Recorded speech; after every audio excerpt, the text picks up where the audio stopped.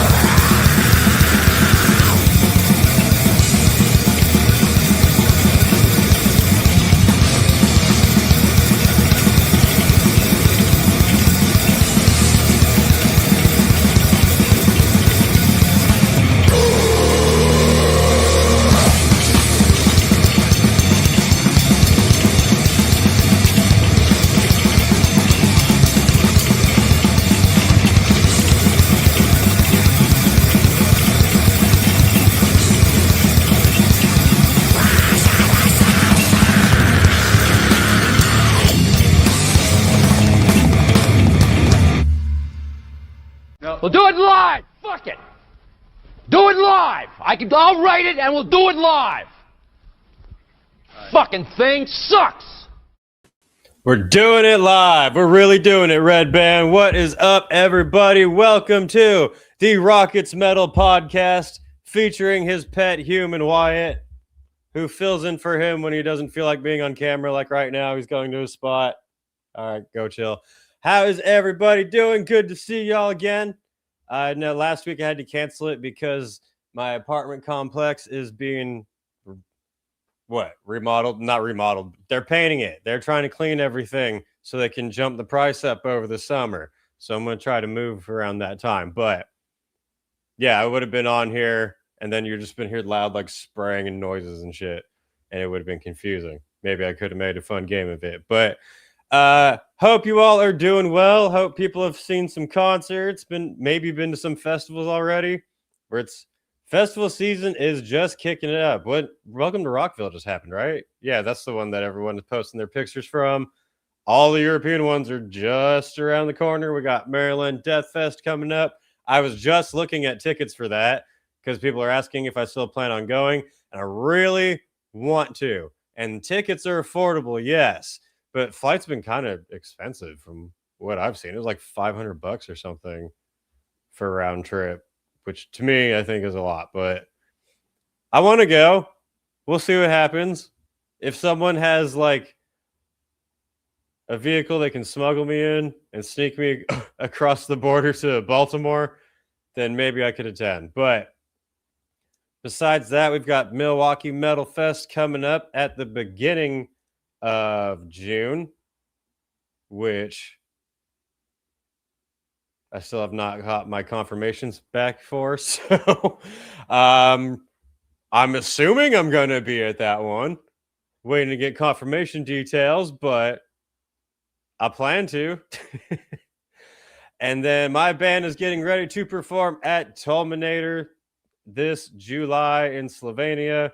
Our second time performing there on the DIY stage. It is going to be a hoot and hollering good time. Besides that, things have been pretty good here.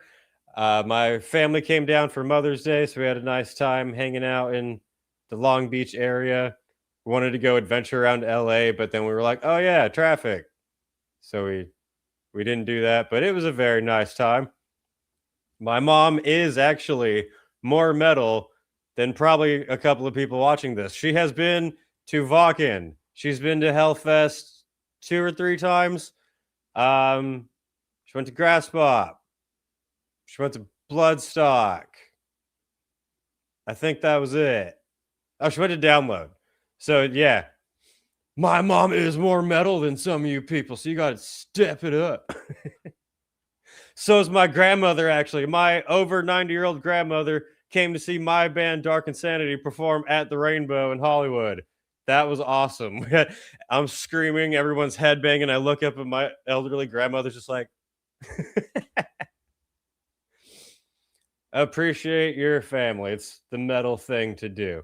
Let's get to some comments from everybody before we jump into the show. I've got quite a few things to react to.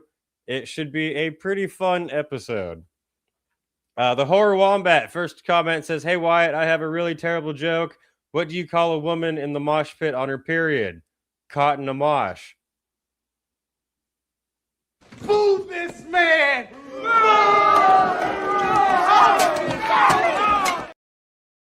That's right. Cussing Kid says, hello! We got Flea Lee says, wagwan. I don't know what that means.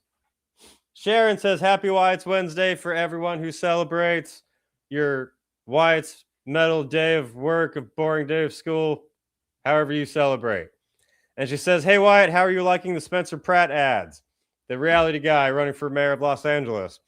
I mean, I don't watch ads from anyone, so I haven't really seen them, to be honest, but I like him a lot. He's the only person I would consider voting for mayor for Los Angeles. I like everything he says. That said, even if he won and had full power, it wouldn't be enough to fully fix Los Angeles and everything LA needs. So I'm still leaving, but I definitely am rooting for him because, yeah, it's very Demolition Man out here. Unholy Death is loading. Max Power says, all hail Overlord Rocket and his death claws of tyranny and sorrow. That's what I describe it as, too. Sophia says, what's up, guys? I just finished listening to Hollywood Undead's new album. Holy shit, I did not see that one coming. Day of the Dead. They released a new song 2 weeks ago called All My Friends. I also got a new phone 2 weeks ago. Congrats on the new phone that you've probably played Hollywood Undead on like 500 times already. Shout out. Thanks for tuning in. Let's see. People jumping in the chat. Hello, everyone. Doug Cruz says, yo, All right, I can't read all of them, but are you guys ready to rock and roll all night long? Sweet Susie. What movie is that from? Winner gets nothing. Christopher Gase, however you say it. Hey, Wyatt, I have a question for you. What is your honest opinion about other YouTubers from Los Angeles? I really enjoy watching videos by German in Venice. What do you think of his videos? I know who that is. I've pulled up his stuff a little bit. He's pretty cool. I don't watch all of it because isn't it usually him just kind of wandering around showing the areas? But what I've seen of him is cool. YouTubers from Los Angeles. I found out that Lucky, the guy that I reacted to for his video on how metalheads are built differently and the hip-hop head who's getting into metal, he's in the LA area. So I think he's dope. Who else is here? I don't know. I don't really keep tabs on where people are living at. A lot of the people I watch are in the Austin area, weirdly enough. It's like it's a great place to not go outside and stay on your computer all day, apparently. Yeah, some are fine, some are annoying. If it's Los Angeles, that pretty much describes the population. Duncan McLovin says, my cat died 2 weekends ago. Shit, I'm sorry to hear that. The last ear scratches I gave her hours before she passed were heartbreaking. I also got hired at a new job that decided not to go through with my employment afterwards. Shit. That sucks, man. Sorry you're having a rough time lately. Yeah, that's the hard thing about the fur animals. You have to appreciate them in their time here. I definitely hope things get better for you, man. We will get to some funny shit soon to hopefully cheer you up. Oh shit, where am I at? Damn it, I got totally thrown off. All right, I can't. The chat is going now. If I stay here reading all of them, this will take way too long. Let me jump ahead. But shout out to the people in the chat showing sympathy for Duncan McLovin. I'm just hoping that my cat is being loved by Ozzy and Lemmy in the afterlife. I mean, it's like the coolest place to be right now, is it not? It sounds all sad when you're here, and then when you die, you're going to be like, this place is awesome. How you doing, Wyatt? Love your content. Thank you. I appreciate that. I'm doing well. Where are we going here? Oh, and your grandma wants another Wyatt's Metal shirt. Yeah, my grandmother has a Wyatt's Metal shirt. I think she wore it to the Rainbow Show.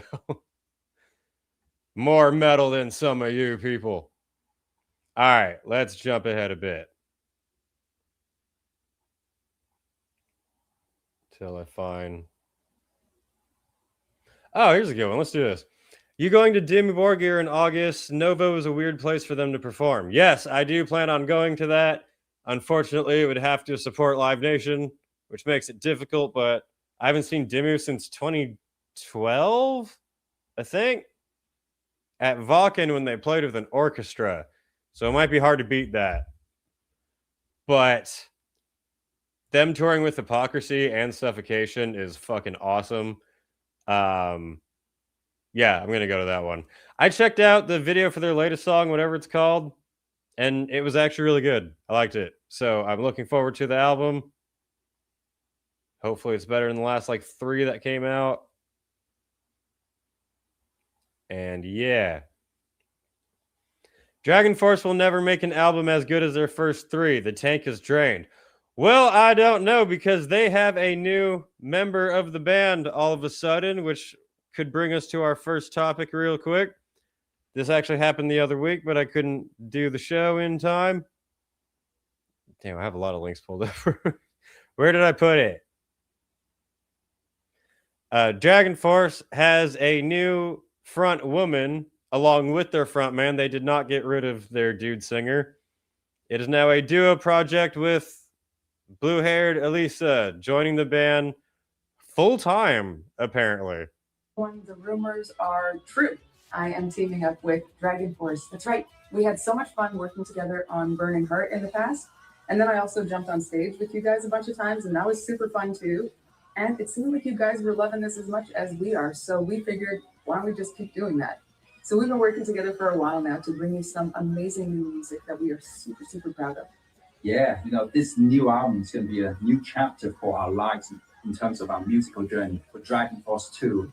That means death metal vocals. I just can't wait for them to hear it, and of course to bring That's my guess. this music live on tour. That's right. We got to get on tour soon, so keep your eyes peeled, and we will see you out there. Well, I don't want to get...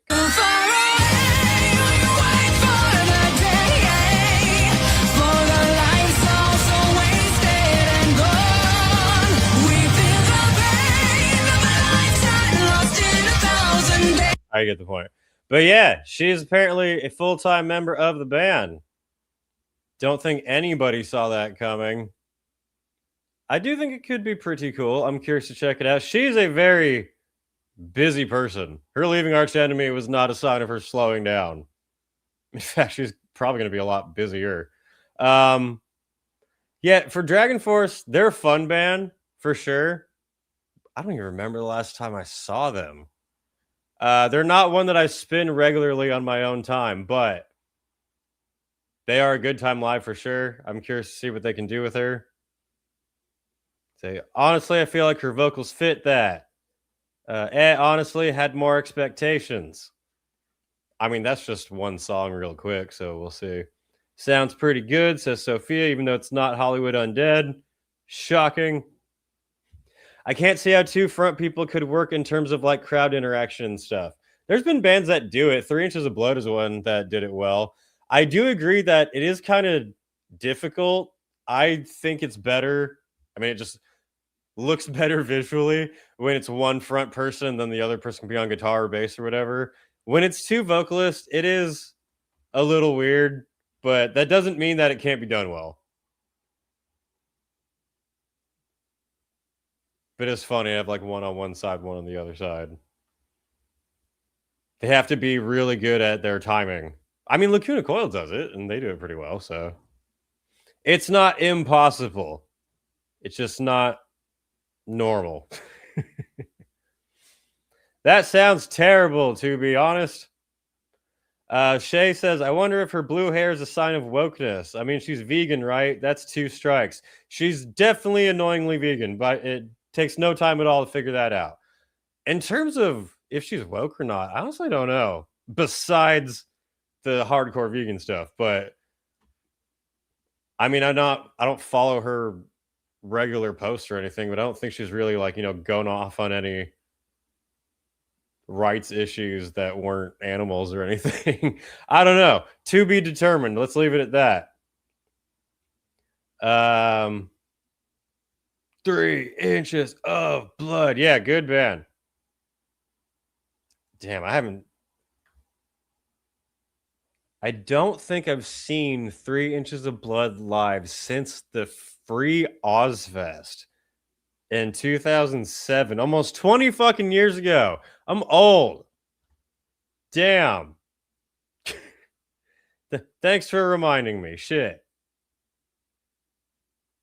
My question to Alissa DragonForce is still, why? And people were saying, like, didn't she just start her own band, Blue Medusa? Yeah, she clarified that she's still going to be doing that. Here it was. I pulled up an article talking more about it. Let's get to that.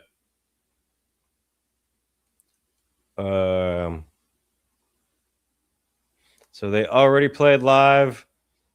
DragonForce commented, this hasn't been a sudden decision, but something Mark has been managing behind the scenes for quite some time. After careful consideration, it's become clear that taking a little break is the best move for his long-term health and recovery. Wait, who are we talking about? Oh! Wait! This is why you should read the book from the beginning and not just jump toward the end to write your book report. I completely missed that. Due to ongoing hearing loss and tinnitus issues that have increasingly affected longtime DragonForce singer Mark, his ability to tour, he didn't join DragonForce on stage at Welcome to Rockville. That changes everything. I thought that it was them together as a duo, but it's sure looking like Alissa is just gonna be the actual front person of DragonForce full on. Interesting. You can only perform in DragonForce so many times before you start losing your hearing, right?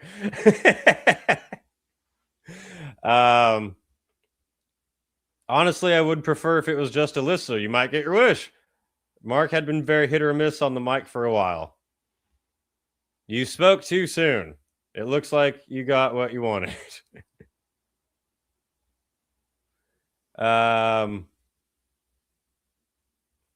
Where to go?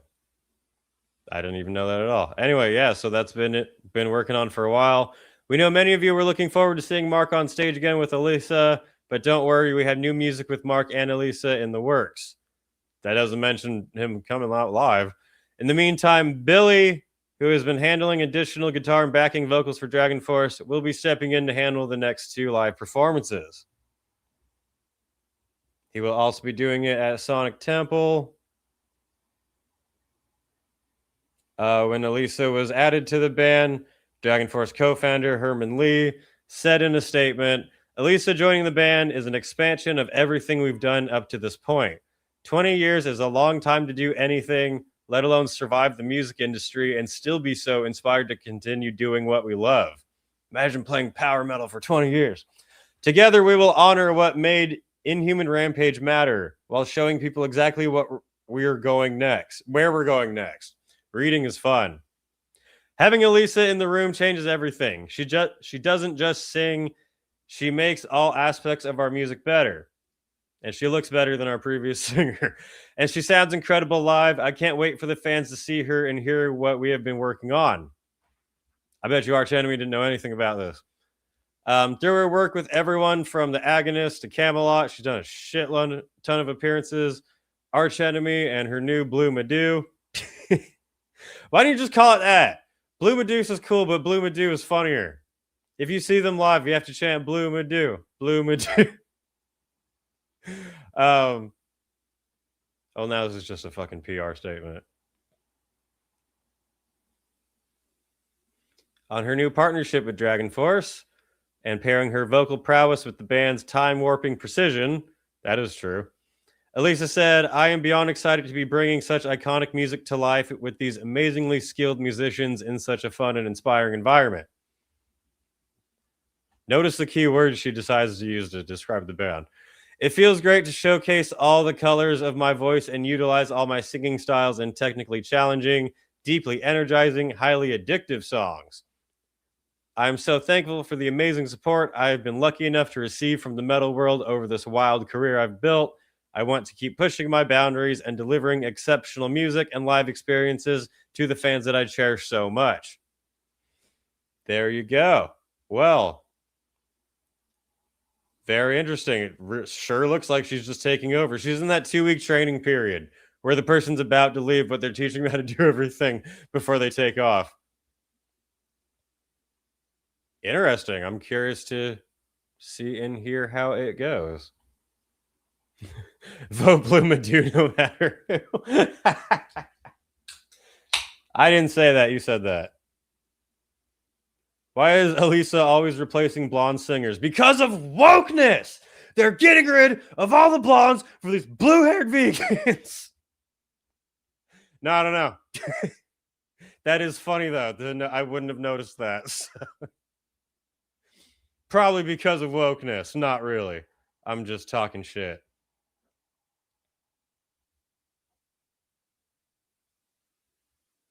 The real shocker on this webpage is someone gave the new Frozen Soul a 9 out of 10. You think it was bad? I didn't listen to the whole thing. The Jared Way song was fine. I mean, it's just a quick little thing, but I like Frozen Soul overall. Don't tell me it was mid. I also met Mark Hudson, Sam Toteman, and their touring guitarist Billy Wilkins after the show I saw them at. They're definitely real dudes. I wish Mark the smoothest recovery, whether he stays or nay. Yeah, they're all good people. They're definitely like good-spirited, kind people, which is why she would have joined them. Having two singers shows a band's flow and camaraderie. So if it's off and just becomes a contest for attention, it'll be shit. That's a good point, yeah. If they have really good flow with each other, it can work. Yep, I don't follow Alissa in particular. Alissa's song with DragonForce wasn't too bad, but for her to actually join them, but it's odd, and doing their old songs won't sound right with dual vocals. Well, apparently it won't be dual vocals for very long. I don't know. Crazy.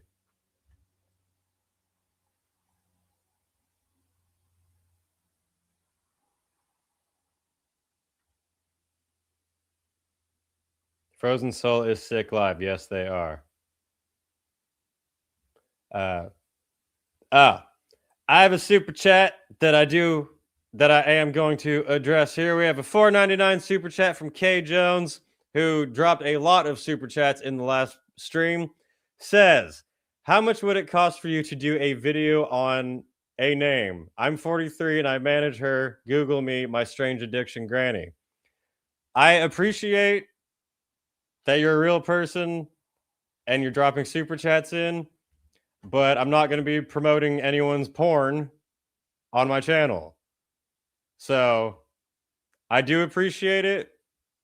This is not the place for that.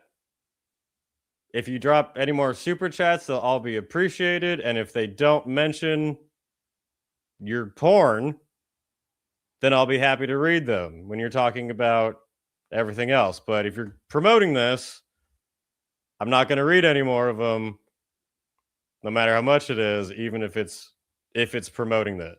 So just letting you know, I appreciate it. I'm running a ship of morals and values here. No, I don't know. Yeah, so there you go. I'm not promoting anyone's porn, no matter what kind it is, on my channel, even if they want to throw me a bunch of money. But if you would like to throw in super chats while commenting on other things, then you're more than welcome to. Anyway, wait, what porn? I'm lost. Don't worry about it. I wanted to address it because they left us a lot of super chats last time. They left a super chat this time. I didn't want to just ignore it and seem weird, but now you know. So deal with it. You are coping and seething. You just can't accept what you're seeing. Yes, you're coping and seething. The truth it is scalding, and now you are molding and coping so hard. Coping and seething. That felt awkward. Now we all feel weird as a family. Thanksgiving dinner has been ruined. So thanks a lot. Does Dark Insanity have any music videos up on YouTube or other websites? We don't have any full-on music videos yet. There is live footage of us on YouTube for sure. I play my little homemade unofficial music video at the end of my podcast, the modded GTA video that I do. That is all we got so far. We've talked about doing a music video. It'll happen at some point. I personally prefer band music videos where it's just the band performing to their fans. That's it. I don't want like a wacky story trying to do a whole bunch of shit in it, you know? But we will see. It's a new level of popularity, man. Congrats.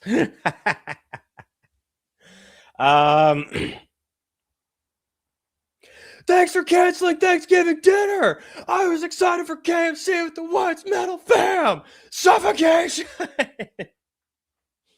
I was saying my mom and grandmother came down to visit for Mother's Day, and the Airbnb they stayed at was pretty shit.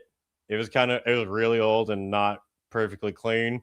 And we kept finding like more and more things wrong with it. And I was saying that they should write a bad review and just exaggerate it and be like, my elderly mother came down here for her last Mother's Day and it was completely ruined. She was left crying.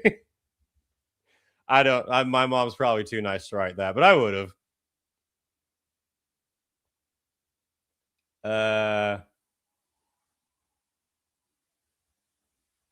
Did you hear the lead singer of Bring Me the Horizon got a concussion from a fan hitting him in the head with a cell phone at their show? I did. It was a quick thing, but it was funny. Let's check that out.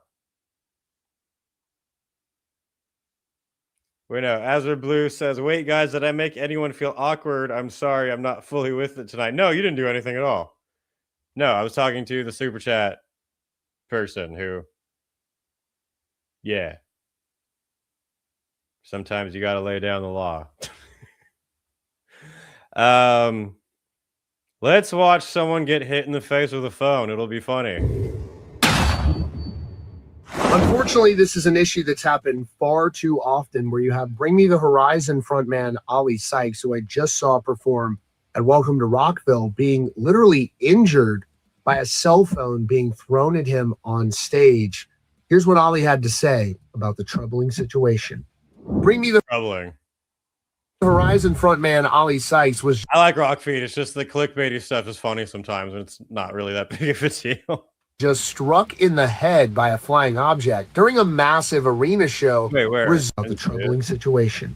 Bring Me the Horizon frontman Ollie Sykes was just struck in the head by a flying object during a massive arena show, resulting in a concussion. The incident took place last night, May 11th. Who throws a phone? I mean, honestly, could put an eye out. At the Enterprise Center in St. Louis, Missouri. Bring Me the Horizon currently dominating arenas on their North American Ascension. Why would you throw your phone? Now not only is the band mad at you, now you don't have a phone. Program 2 tour. Well over 15,000 fans packed into the venue. The band was only about 4 songs into their set, tearing through their massive 2015 hit Happy Song. Ollie was at the front of the stage hyping up the crowd when wait, there it was. All right, that was a way better angle. Ollie was at the front of the stage. There it is. Hyping up the crowd when a cell phone came flying out of the darkness and slammed directly into the side of his head. Now, footage from the barricade shows Ollie Back in my day, a metal show, we were throwing garbage cans and broken beer bottles at our friends.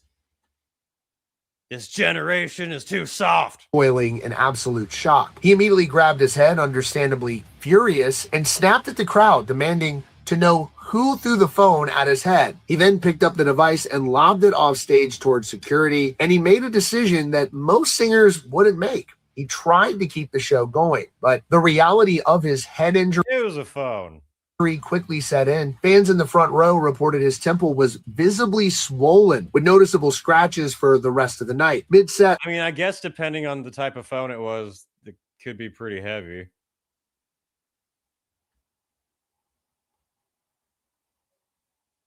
Hey, K Jones responded for another $4.99 super chat. I legit respect your response to my request. Love your content, bro.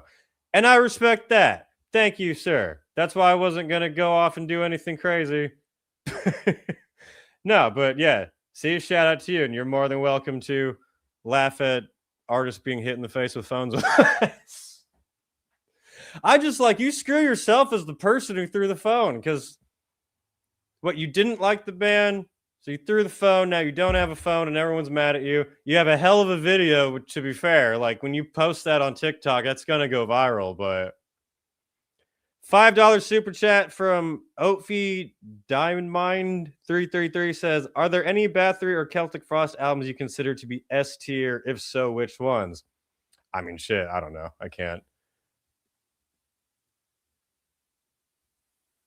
I'm not that really like expert on every single one of their albums, so I'm not the best person to ask for that one. Someone said monotheist.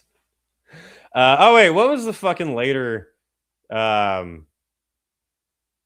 Celtic Frost album that was from like what, 2008 or something? That one was really weak. It was like he obviously wanted to go into Triptychon, which I thought was not better, but I like Triptychon a lot, but it didn't match. You know, I guess that would be my answer. We got Bathory with Bathory. Damn. It's a good thing it wasn't one of those old brick phones from the late 1980s. Oh, can you imagine one of those like Miami Vice phones? It's like a brick flying in the air. See, that would be fun. You don't think it was an old phone, maybe?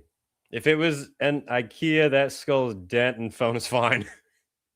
It's a modern phone, so it broke before it even took impact, and now you have to upgrade for a newer version.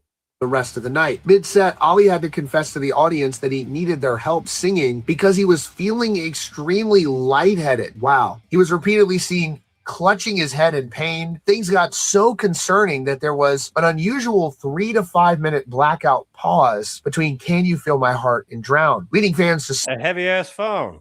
Speculate that medics and crew were checking him backstage. He had to skip his usual walk through the crowd, and the band was... So it seems unlikely that somebody threw their own phone. So it could have been someone annoyed with someone's phone in the way, grabbed it and threw it. Maybe some people were arguing and grabbed it and threw it. Maybe their phone died and they got mad and they were like, fuck this phone. Forced to cut their set list short. And to make matters worse, there's a bizarre twist to this story. According to multiple eyewitness accounts circulating in the Bring Me the Horizon community, the person who allegedly hurled the phone reportedly snatched it out of another fan's hands just seconds before throwing it. I'm a fucking genius! I know everything! Meaning they didn't just concuss the singer, they allegedly stole and damaged someone else's property to do it. Now, this is just the latest chapter in a likely excuse. Disturbing industry-wide epidemic of crowd. I mean, I find it very unlikely someone would have thrown their own phone. It's throwing heavy, dangerous objects at performers. We've seen country stars left bloody and massive pop acts like BB Rexa and Harry Styles getting struck in the face. Now, if anything, this really highlights the restraint of Ollie Sykes. I'm sure he wanted to jump in the crowd and beat that guy's... I would have kept the phone. Pull it up, look for the parents and call them and be like, do you know what your piece of shit child just did? I'm in front of hundreds of thousands of people right now. And he just hit me in the face with this phone that you're probably paying for. His ass, who threw the phone at him and injured him. And instead, he tried to keep the show going for the fans, a true professional. Again, I just saw him at Welcome to Rockville. But this is obviously very dangerous, people throwing these inanimate objects up onto the stage at performers. Ollie released a statement addressing the situation. Wait.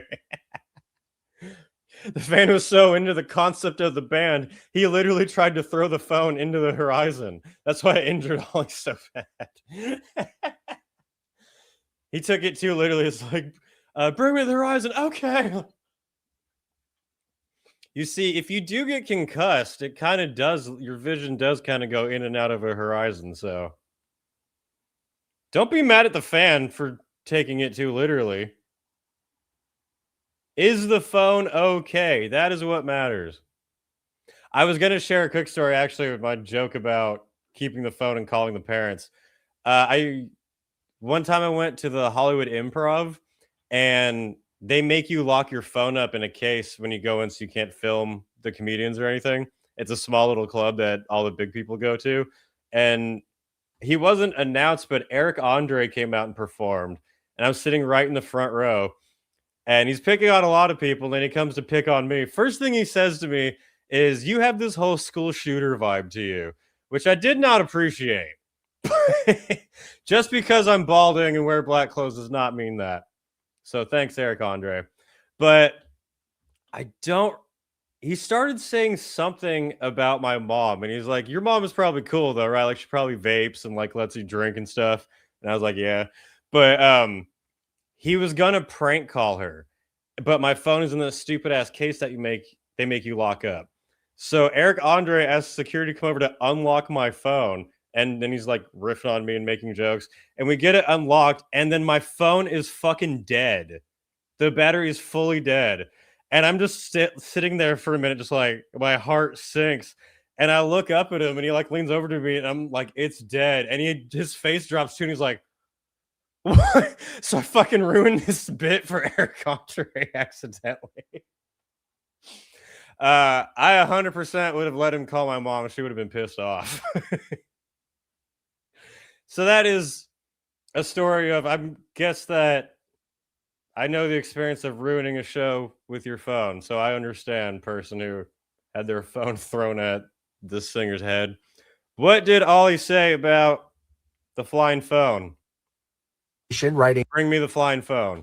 All right, everyone, just wanted to let you know I'm all good. The phone to the head definitely smarted, and I ended up with a mild concussion, but the swelling's gone down a decent amount already. He added, last night I was struggling a bit on stage afterwards because singing was putting a lot of pressure on the wound and making things feel a bit disorienting while performing. So I'm sorry on my part for what may have seemed like a half-hearted performance. Now, he got concussed by a fan and ended up Sorry, I got hit in the face. apologizing to the audience. It's an incredible display of professionalism Dick Cheney shit. for a frontman who is now becoming a rock icon. Ollie expects to be fully cleared for the band's next show.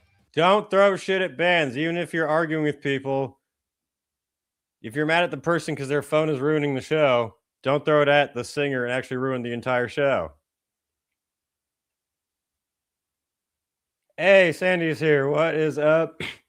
Shout out to Sandy Sin, live from Dubai, tuning in live from her flying golden UFO that they give everyone there for free. At least that's how I understand it. Imagine getting hit by a Nokia. The last noise you hear will be the ringtone. That would be great. That phone would be perfectly fine. It would still work. That's great fucking aim, man. Someone should get this dude in the NFL. You ruined the concert, but you've got a career ahead of you, man. Like, why and how did they chuck the phone so hard? Like, I'm not a metalcore music fan, but still. I mean, I would assume that they're mad at the person. They weren't really thinking that he would either go that far or they have that good of a throw.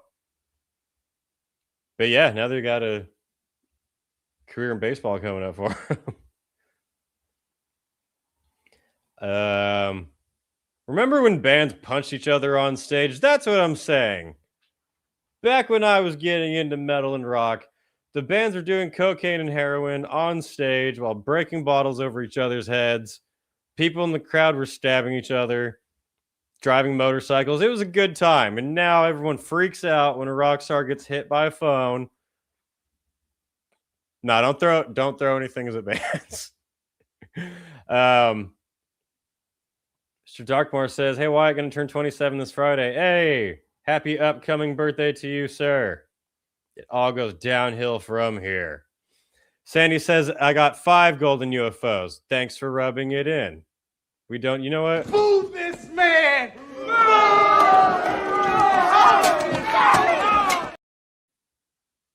Back in I am an old man yelling at clouds. You're goddamn right. I'm proud of it. Anyway. Marduk BM says, Rockville sucked this year. They have 3 bands playing at the same time. That happens for the big festivals. It's unfortunate, but Hellfest has an amazing lineup, and it's going to happen the whole time. Get off my damn lawn. That's right. Josh says, I remember more badass days when shows would only stop for pyro indoors and fire starting. The new gen just isn't the same. I know. And back then, if you left because the venue caught fire, you were viewed as a pussy. Like, what, is this your first concert? Do this all? You've never been to the fucking San Bernardino amphitheater before? Happens every concert. Is burning trash and the fucking sound booths. I'm pretty sure I got asthma because I saw Iron Maiden in San Bernardino and everyone was burning garbage. Fucking kids these days. One little phone. And you get scared. Check your UFO privilege, Sandy. Anyway, what is the next topic? I had a couple of things pulled up here. We got a quick festival announcement. We could do that. Why not? We have got a bunch of bands announced for the 2026 edition of Berzerkus Festival. Kind of the stronghold of American metal bands. Black Label frontman and Pantera guitarist Zakk Wylde has announced the 2026 edition of the Berzerkus Festival, set to take place August 28th at Scranton, Pennsylvania, somewhere, and on August 29th in Wantage, New York. Upper New York, I'm guessing. Both concerts will feature Lamb of God as the headliner, with additional appearances by Black Label Society, Down, and Suicidal Tendencies. Also scheduled to appear are Zach Sabbath, the Black Sabbath tribute featuring Zakk Wylde, Dark Chapel, the other BLS guys band, Van Halen, cool cover bands, plus a Ride for Dime celebration, a strongman competition, totally macho, a hot sauce eating challenge, and more. I didn't know that Zakk Wylde had his own festival, actually. It sounds like just the kind of kind of like the Southern American metal style. I would kind of think there would be more bands than Lamb of God, BLS, Down, Suicidal. It's cool, but I think you could bump it up a couple more. Come on. But, I mean, car show, battle of the bands, the music, that's what the festival is supposed to be. It's supposed to be the music experience. Anyway, anyone planning on attending that? Rocket Fest 2026, that would be the best one. You get to see him for a second. Wonton is in Long Island. I don't know the geography of New York at all. Don't look at me like I'm supposed to know things. I'm a YouTuber, makes jokes. I'm not supposed to know facts and geography here. I barely know where I live. Stormier says, I'm so pissed at Lamb of God, dude. They announced a European tour with Five Finger Death Punch and Bleed From Within, but don't make an effort to return to my country after 16 fucking years. And I'm sure they personally did it just to smite you. So deal with it. Now, yeah, they're opening for Five Finger Death Punch, which is an interesting choice.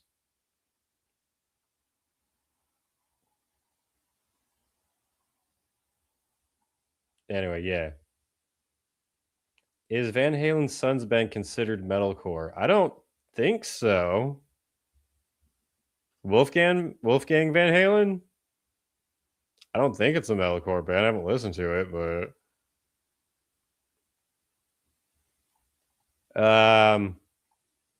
yeah. Sorry. What are some other topics I have pulled up here? Oh, we got, let's see. Speaking of how awesome America is, we've got Venom explains lack of U.S. shows. Getting visas is really expensive and so difficult. Even for pioneers of fucking black metal. I have wondered why Venom usually doesn't come here. They play the 70,000 Tons of Metal cruise. I've seen them there. That's like the only time they play near America. They can't play on American soil, but they can play off the coast. But I wanted to go through this really quickly.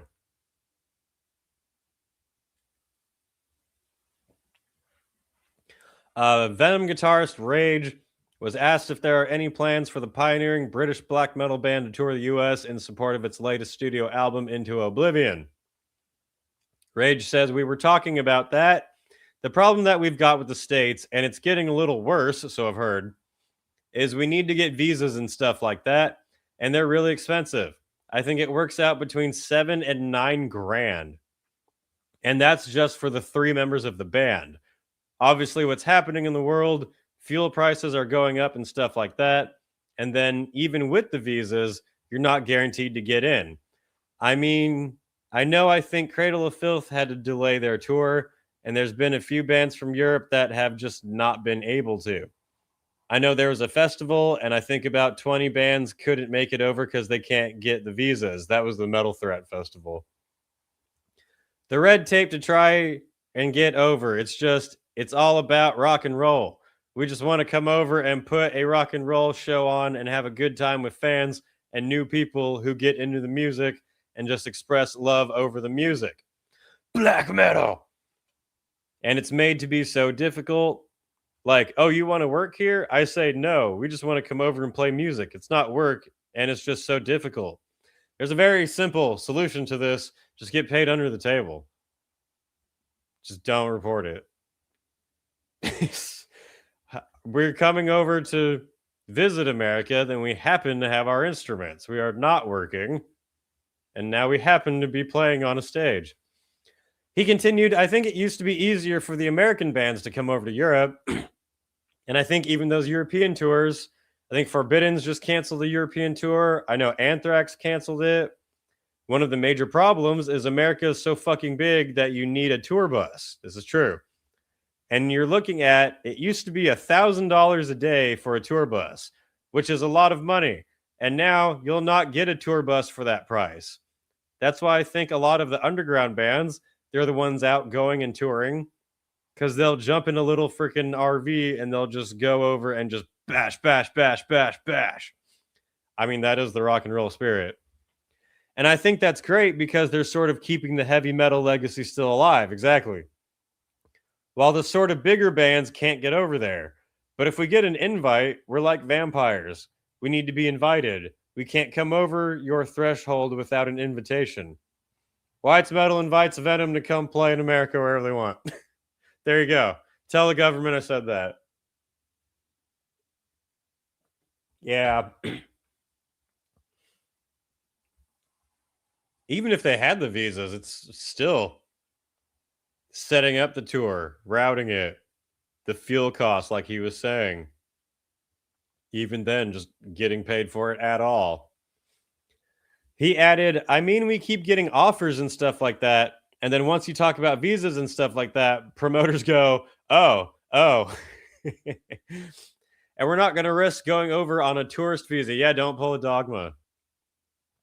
But we spoke to BMG, and there is ways around that with yearly working visas and stuff like that and make it more feasible. But it's just a shame because British bands love. I mean, during the 70s and all that, 60s and 70s, British invasion, you used to just come across. Every week you had a British band. This week it's Led Zeppelin, Humble Pie, Deep Purple. And that just hasn't happened. And it's upsetting as well because we see Venom as a global band. We're not just a British band who plays for British people or a British band that just plays for European people.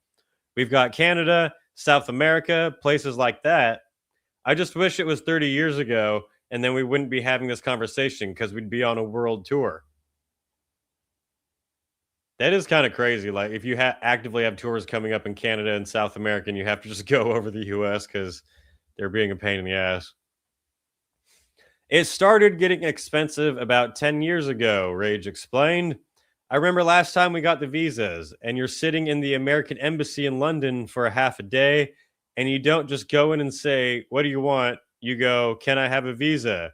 You do like 3 interviews and you've got to get through every one of those interviews or you get refused.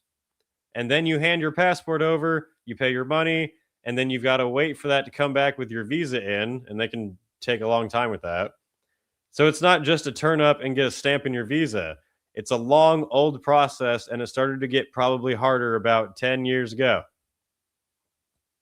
So if you're wondering why your favorite European band isn't coming over to the US, because they intentionally make it fucking hard and complicated. But to be fair, this has been a problem for, I think it's been longer than 10 years. I can remember wanting to go to shows as a teenager and bands like Hypocrisy and stuff like that having to cancel tours. Sometimes you really do wonder how legit that is. Like how, if the embassy did screw them over and just take too long, or how many times these bands use that as an excuse because they took too long. They just didn't turn in the paperwork. I've heard that both happen. I've heard that there are instances of some bands who were just lazy and didn't do their shit on time. And then they're like, we tried our best. But then I've also heard of some bands that did turn it in plenty of time and they got fucked over. $4.99 super chat from K Jones says, okay, legit question. Who do you think was the last rock star? Who kicked the door in and demanded your attention? That's a good question. That's a very good question. Last one.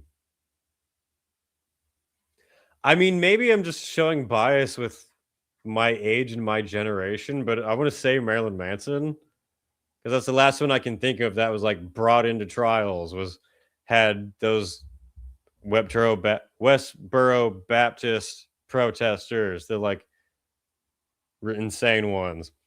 In terms of notoriety, status, wealth, popularity of songs, I would think, my answer would probably be Marilyn Manson, but I wonder if anyone in the chat younger than me has different answers. If you want to get your hands on a beautiful girl, you have to use your MasterCard. Motorhead, fuck yeah. We can always stop and quote Motorhead for any reason. People seem to agree that Manson was the last like legit actual rock star. And the rest of TikTok stars. Someone said Matt Heafy for me recently. Does he count in terms of like status? He's a metal star, sure. Matt Heafy, I don't think has had old grandmothers protesting his concerts. He seems like a cool dude, but... Wait, he said Anthrax canceled their European tour. When did that happen? I knew Forbidden did, though. They did fairly recently, in the last like 2 or 3 years, I think it was. I remember that happening. It was a bunch of tours were getting canceled then. I think they were claiming like price of everything. Wait, fuck, where'd that go? I had one I was about to bring up, and then my chat disappeared. All right. Why are the visas so damn expensive? Because it's America, goddammit. We do everything the best. And by best, I mean expensive and complicated for no reason.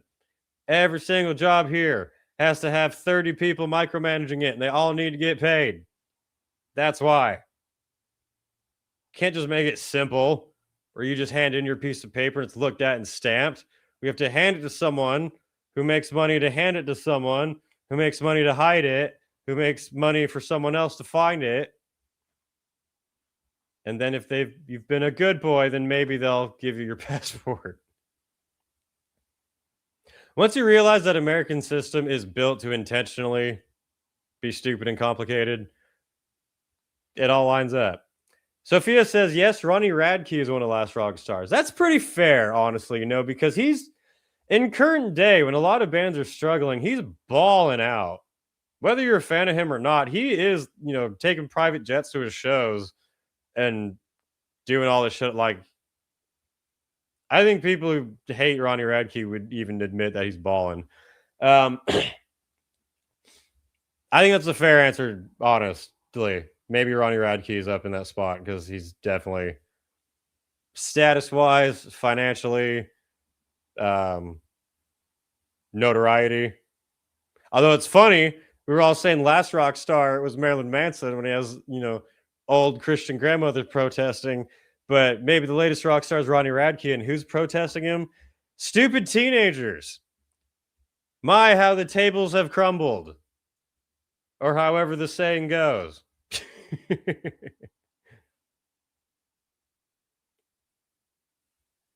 Metal musicians just need to go on The Price is Right, and the prices need to just be international touring visas. I would be down with the metal Price is Right. The Price is Metal. We should do that. That would be awesome. That would be a lot of fun. Ted Nugent is considered more controversial today than Marilyn Manson ever was. I mean, today, yeah, that's true. But Ted's older. We're talking just like all along the timeline. Shay says, yeah, Matt is rad as fuck. Matt Heafy from Trivium. He gives off such cool dad vibes, seems super nice and rips live. Yeah, one of the times I saw Trivium live opening for Iron Maiden, he was shouting out his favorite like streamers. I know he was one of the first metal stars, whatever, to get to that level. My, how the cookies have turned. Exactly. We were talking about touring being shit, expensive, which is a great segue into a video. Or a couple of videos, actually. This might be a fairly long-ish subject, but... So, I asked what should we talk about on this live stream, and some people said we should talk about blue dot fever, which I saw some things going around about, but I didn't look into it yet. So I asked AI to explain to me what blue dot fever is, and this will be the great segue. Blue dot fever is an internet and music industry slang term for high-profile concert tours getting canceled or scaled back due to low ticket sales. The phrase is not... Shut up, AI. The origin of the name. Ticketmaster seating maps. When buying concert tickets online, seat maps display blue dots to represent available unsold seats. The fever, when an artist struggles to sell out a venue, the digital map is littered with a massive sea of blue dots. Fans began taking screenshots of these empty seating charts to predict which major tours would cancel next. And there were some videos, news reports, podcasts that were going to go over this subject. Sandy says, the price is metal. You are onto something, right? Yeah. The Price is Metal could be a fun show, bringing together different metal musicians for some type of fucking... I don't know what the winner gets. If it became big enough, the winner gets to use a van for their fucking tour. Something like that. I don't know. We'll pay for your album to come out.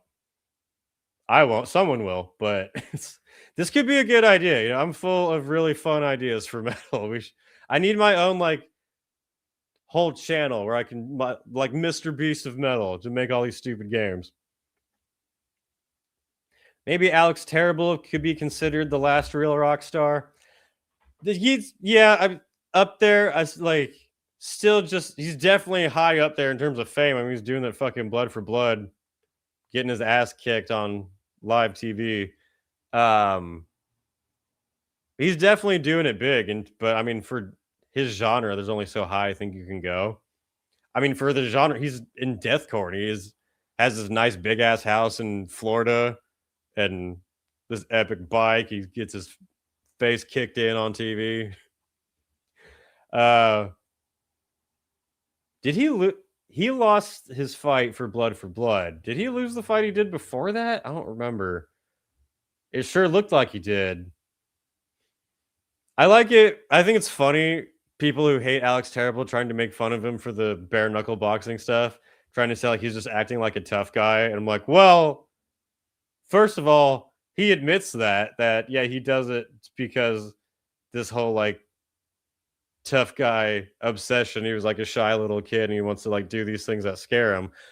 And on the other hand, are you trying to rip on someone who plays brutal death metal for being into like tough shit? What? Why is that strange to you? But I also think it's funny because if you don't like Alex Terrible, you can watch him fight and get his face smashed in, and then everyone wins. You're happy. But yeah. Winner for the Price is Metal. Winner gets their record or tour expenses covered. You're like $100 in gas money, which is probably a lot now. Ticketmaster is like Voldemort. He who shall not be named. Hopefully that goes along with in terms of being banished soon. All right. Anyway, back to Blue Dot Fever. We have a couple of news videos mentioned it. Explain it for me, because I don't know what we're talking about. Blue dot fever, taking the entertainment world by storm. This phenomenon refers to the blue dot seen on ticket websites when seats are still available. Right. So this has led to cancellations, though, from big names like Post Malone and Meghan Trainor.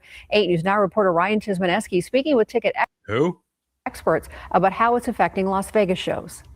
It's not hard to see Blue Dot Fever when looking at concerts in the Valley. Toby Baptist with LasVegasTickets.com says there are a few shows that have been canceled due to the low sales, just not officially. To be fair, it was the Black Eyed Peas. Is that a surprise to you? Typically, you're not going to see, very many shows just come right out and say, hey, we're canceling the show because we haven't sold enough tickets. Usually it's, due to unforeseen circumstances, due to a sudden family emergency. Production wasn't prepared to build the stage, or obviously the artist wasn't feeling well, or whatever. One of the main causes of Blue Dot Fever is high Ticketmaster prices. He says first-party ticket vendors are setting prices to try to capture heavy spenders and sometimes paying the price for it. And whose fault is that? Ben Baker?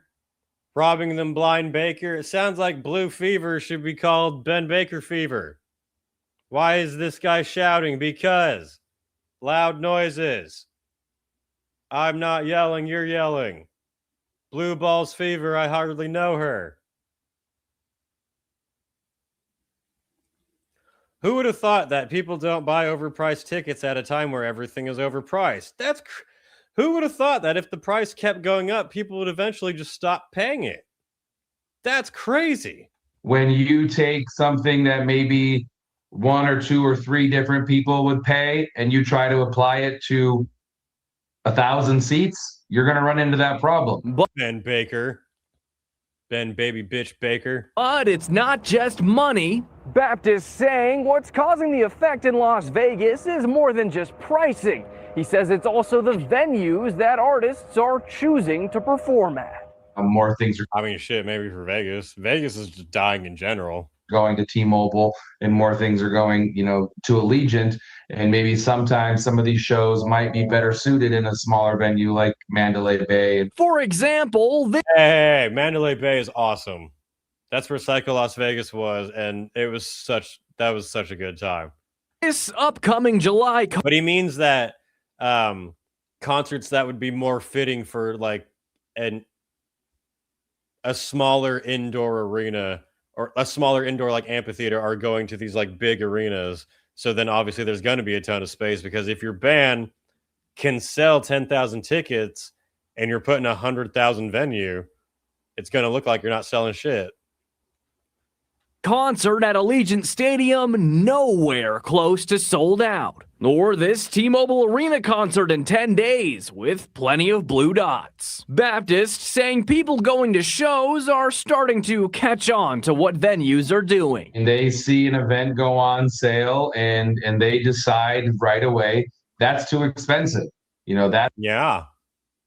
Crazy how that works out. That's an overpriced event, and they've been kind of taught that if they sit and wait, the venue will say, oh, I didn't sell enough seats, maybe I'll lower the price. While banking on a venue. It does happen sometimes.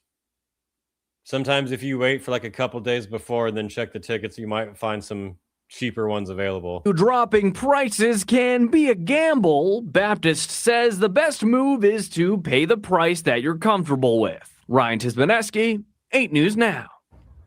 Baptist also says show tickets tend to be more expensive in our area due to it being, of course, a destination city. No, it's because of Live Nation. That's why. Don't make excuses for Ben Baby Bitch Baker. What year did you go to Psycho? When I went, it was at Resorts World. I went the 2 years before that when it was at Mandalay Bay. What years was that? It was like 21 and 22, I think. I think those were the years. I saw Danzig there. I saw Cannibal Corpse playing a pool. I saw Power Trip playing a pool. I saw Bad Religion playing a pool. I saw 1349 playing a pool, and there were tiki music torches going in between their set. Dude, Psycho was awesome. It was such a good time. I hear the 32nd floor of the Mandalay Bay isn't much fun. I mean, is it the 32nd floor, or is it the helicopters with their lights off nearby? I mean, what? What are we talking about? Don't look into that. That was one thing I reported in one of my videos, some like concert massacre video or something. I mentioned that Vegas shooting, and I gave the official narrative because at the time that's what I knew. And then I looked into it afterward, and I was like, Man, I would have put this way differently in the video now. Loving all these nicknames for Greedy Bitch Baker. K Jones for $4.99 super chat. Thank you. Says we need rock to be scary again. I remember not going to a Project Pat concert in Pittsburgh because I did not want to be in a crowd of YNs. What's YNs? I'm not sure if that was funny or racist.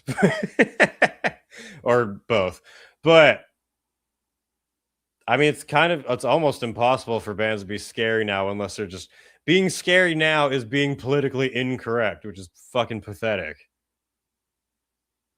I'm from a time when a band was scary because you thought they actually killed people. Let's continue with Blue Dot Fever. I had one more short news segment on it and then a metal video on it.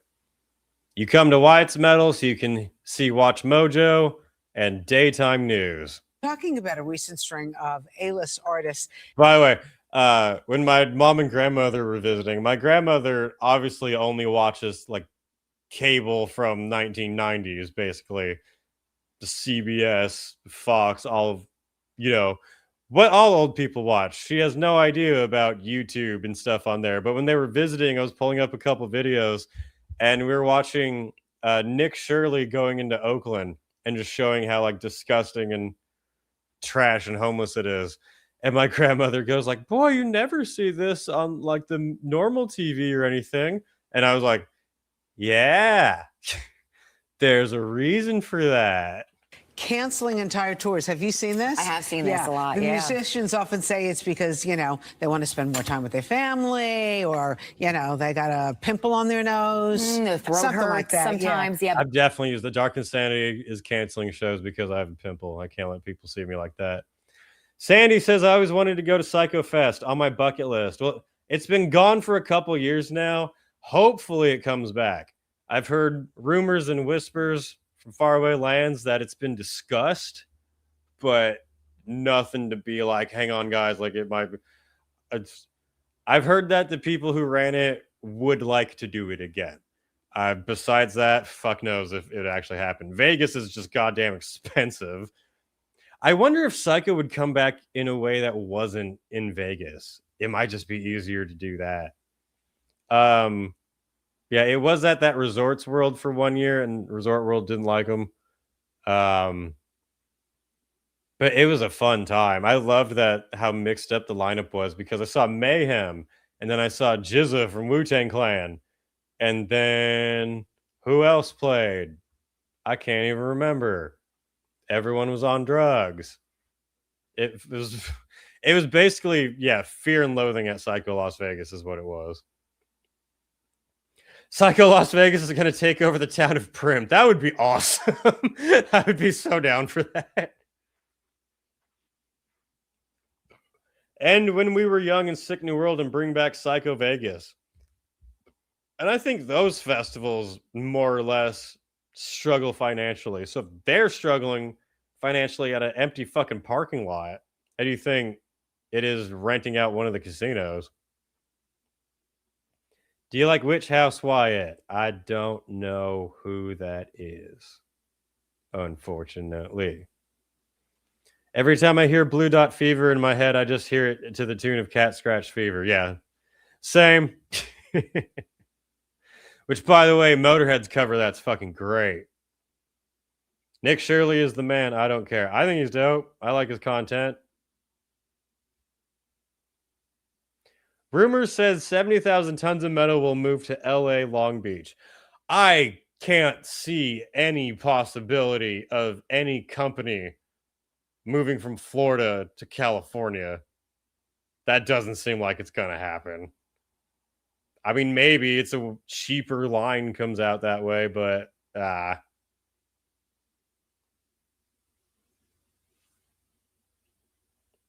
OG Penguin says, hey, Wyatt, how are you? I'm doing good, but apparently you're doing shit. He said, I got into a car accident when some jackass in a Ram 2500 rammed the back of my Ford escort when I was at a complete stop at an intersection. I'm financially clear at least. God damn. Are you doing all right? Holy shit. Hopefully you are doing okay. I'm glad you're alive. Because, yeah, that shit can be really fucked up. Damn. Good wishes to you, sir. I hope you feel better. That's fucked up. Damn.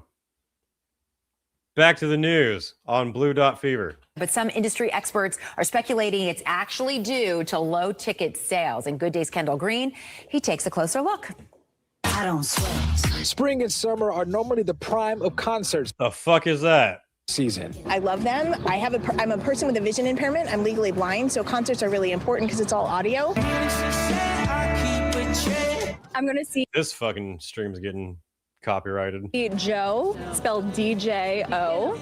It's Joseph Curie. He actually is a singer, surprisingly. But some admit this season they're choosing to cut back on those concert tickets. Years.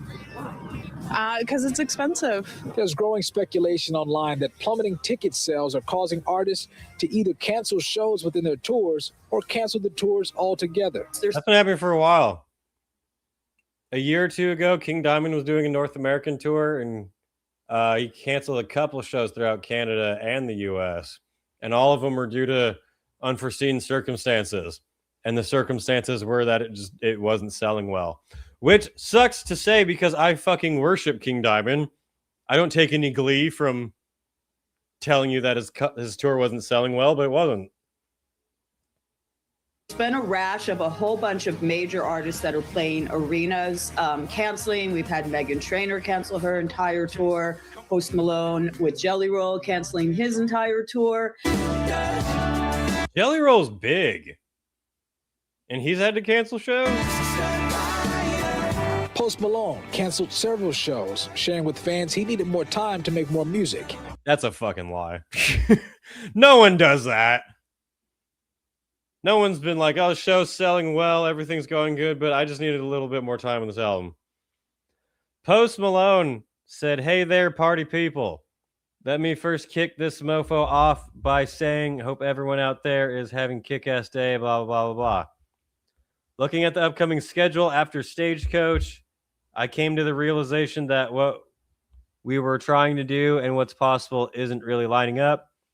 Truth is, I promised y'all beautiful people new music, and I don't have the time to finish it before a tour starts. We ain't ready for tour just yet, so I'm making the decision to push the tour back about 3 weeks to get this music done. That's a lie. That is not true. I don't know if he wrote that. He might not have. He might have, but no one would do that. That being said, I'm so sorry to the folks who were planning on coming to the few canceled shows. I was looking forward to going nuts with y'all. Fuck what you paid for travel and hotels or anything. I mean, I get canceling the show because, I mean, if no one's going to be there, that's fucking awkward. But at the same time, there's a couple of people there, and they spent more than just the money on the ticket. Even if that gets refunded, they're still screwed out of time off, travel, hotel, maybe. Anyway. Needed more time to make more music, while people online suggest several major artists are cutting back dates because of what they call Blue Dot Fever, referencing the blue dots on Ticketmaster's website that represent the So Blue Dot Fever literally means that Ticketmaster made the concerts too expensive. That is what it means. Sold tickets for concerts. A lot of these artists, I will say, they were booking arenas, like really large venues, which, not to be mean, but I feel like maybe was a bit over ambitious, to use an example that's kind of similar to the Pussycat Dolls. To be fair, how many of them kind of like were forced into these bigger venues because they were Live Nation owned and they didn't have a choice to go to smaller ones? Maybe. Or maybe they chose to go to the big ones because they thought they were bigger than they were. Meanwhile, other headliners like Harry Styles, Ariana Grande, and Sabrina Carpenter's tours are predicted to do well. I understand it, but the thing is, I also have tickets to see Harry Styles and that was like the demand for that was very high. So I think it also goes into the demand for the artist. Some of y'all just suck. Which suggests Blue Dot Fever is either not that contagious or some artists have an immunity to it built into their fan base. They have a reputation for being great live bands with great production. You know, even they're the kind of artists that even if you aren't like a super fan of them, you know you're going to go and you're going to have a good time. And when they tour, it is an event. There's way too much going on in that shot. The Grain, Good Day, New York. Thanks, Good Day, New York. Right, fuck off. But let's get to a metal side of this, because we have a video from, hold up, Heavy Metal Philosophy on this subject. Brutal death metal bands are selling more tickets than pop stars. Like and subscribe. Hang on, I want to get to some stuff in the chat, and then we're going to do this one. Some bands have an immunity because they've built a cult-like following. Fans is one way to put it. Yeah. Yeah, Iron Maiden doesn't seem to have this Blue Dot Fever problem. Isn't that strange? OG Penguin said, do you know what sucks about that accident more, Wyatt? I just bought the car 2 weeks ago, and it was my very first car. It's likely not totaled at least. Damn. That sucks. Now you're going to be a nervous driver anytime you try to go out afterward. Hopefully the car can be okay. My car that I drive a while ago was hit pretty badly, but now you wouldn't be able to tell at all. And it's held up through a lot. So don't count yourself out yet.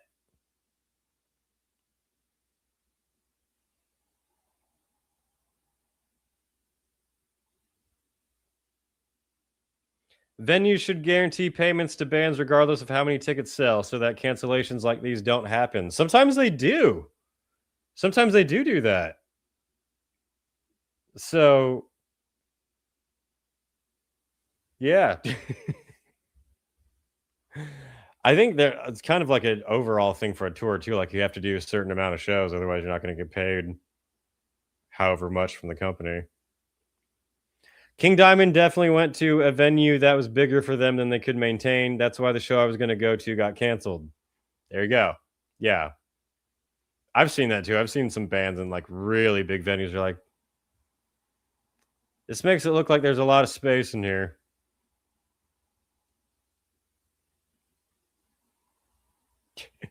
Heavy Metal Philosophy channel sucks. He said he wants to invite Andrew Lee as a guest host. He's much more polite than I am. I definitely don't think it's... I like Heavy Metal Philosophy, but he definitely will try to play nicer than I will when I'll be like, this person's fucking retarded. He'll try to hear out what someone else has to say, but people are different. And did you notice Andrew Lee didn't go on his channel? Exactly. Who's Andrew Lee's the fat retard who made the video about metal being super racist because he thinks South Park is offensive? I made a video reacting to it, calling him a retard. I thought it went well. OG Penguin says, I'm physically okay at least, even though I was hitting upcoming traffic and nearly T-boned by other cars because I was pulling out onto the highway. God damn. If Rocket was awake, I would pull him up right now to help you feel better, but he's not. So how about we boo the person that crashed into you? Everyone support OG Penguin by booing the person that crashed into him. Boo this man!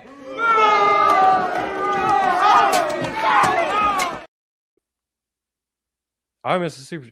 K Jones with $4.99 super chat. Thank you, sir. Said, love your content, bro. Would love to buy you a drink at Louder Than Life. At Louder Than Life 2025. I don't think that one's gonna happen. When I get my DeLorean working, then we can meet up at Louder Than Life 2025. Heavy Metal Philosophy said, if you don't listen to rap, it's because you're racist. Base. No, I'm kidding. I don't agree with all of his opinions, but I like Heavy Metal Philosophy. Let's hear what he has to say about the supposed Blue Dot Fever. Some people would call it Ticketmaster being cunts. Yeah, I know the title is a bold claim. How could it be possible that club and theater-sized death metal bands are selling more tickets than arena and stadium-sized pop stars? Well, in the current climate, it's actually quite easy. I'll explain how in episode 270 of Heavy Metal Philosophy. Welcome, Metal Underground shows are the only affordable ones. That's how it's possible. Heads. I'm the host of Heavy Metal Philosophy, John Barbas. Make sure you stick around to the end of the episode for this week's riff of the week. All right, let's get started. Give me 1 minute to set this all up, and then you'll understand my explanation. This past Tuesday, I did concert photography on the Decibel magazine tour featuring Cryptopsy, Necrot, Spirit Adrift, and Blood Monolith. I'll have pictures on the screen now. And for That's probably fairly affordable. you audio-only listeners, you can see the photos at heavymetalphilosophy.com. And here I'll use the venue size to explain what I mean. This concert was at Atlanta, Georgia's The Masquerade. And for those unfamiliar with the Dirty South, The Masquerade is a historic venue. Traditionally, it had 3 rooms, but now it's expanded to have 4. The big room, Heaven Stage, is like a small theater. Then the next size down, Hell Stage, is like a big club. Those types of venues are cool. That's where Milwaukee Metal Fest is held at the Rave, and it's 3 different venues in one building. I don't know if there's too much of that here in California.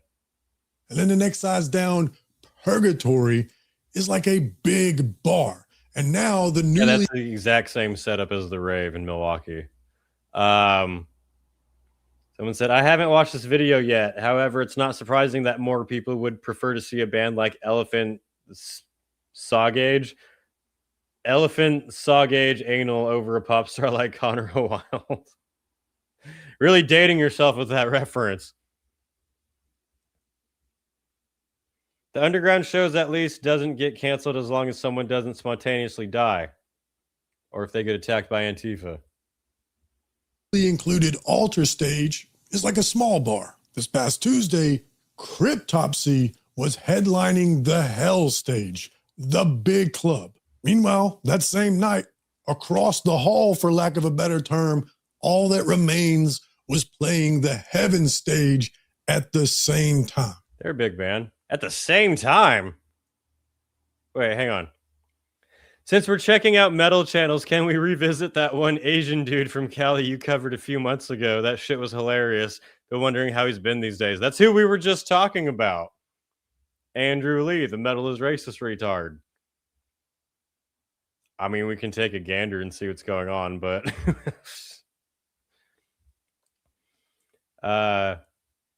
Total aside, I just want to say I really appreciate this podcast and everybody who tunes in. I come here to see people speaking my language. It means a lot because life's been rough and really isolating lately. Thank you. Shout out to Shay for that. I appreciate it. Sorry to hear things have been rough for you. A lot of people going through a rough time lately. That sucks. We need more fun, positive, hilarious metal retardation to cheer everyone up. K Jones for $4.99. Shout out. Thank you, sir. Says the next evolution of shock rock music is Skirts Craven. The video for Creep Little Baby is the next evolution of shock rock. Oh, it's an actual band. Skirts Craven. I don't know what that is. It's probably weird. Yeah, I love the Masquerade. That sort of thing happens there all the time. And this coming Saturday, I'm going to see Behemoth, Rotting Christ, Deicide, and Immolation at the Heaven Stage. So this gives you That's a good ass lineup. Sort of an idea. Wait, Behemoth and Deicide are playing on the Heaven Stage? Can you repeat that? Deicide and Immolation at the Heaven Stage. I appreciate the irony. So this gives you sort of an idea of the size of the venues. Glenn Benton on the Heaven Stage. And the differences therein. And notice, none of these venues are arenas or stadiums. So how is it that these death and black metal bands are selling more tickets than the big pop stars?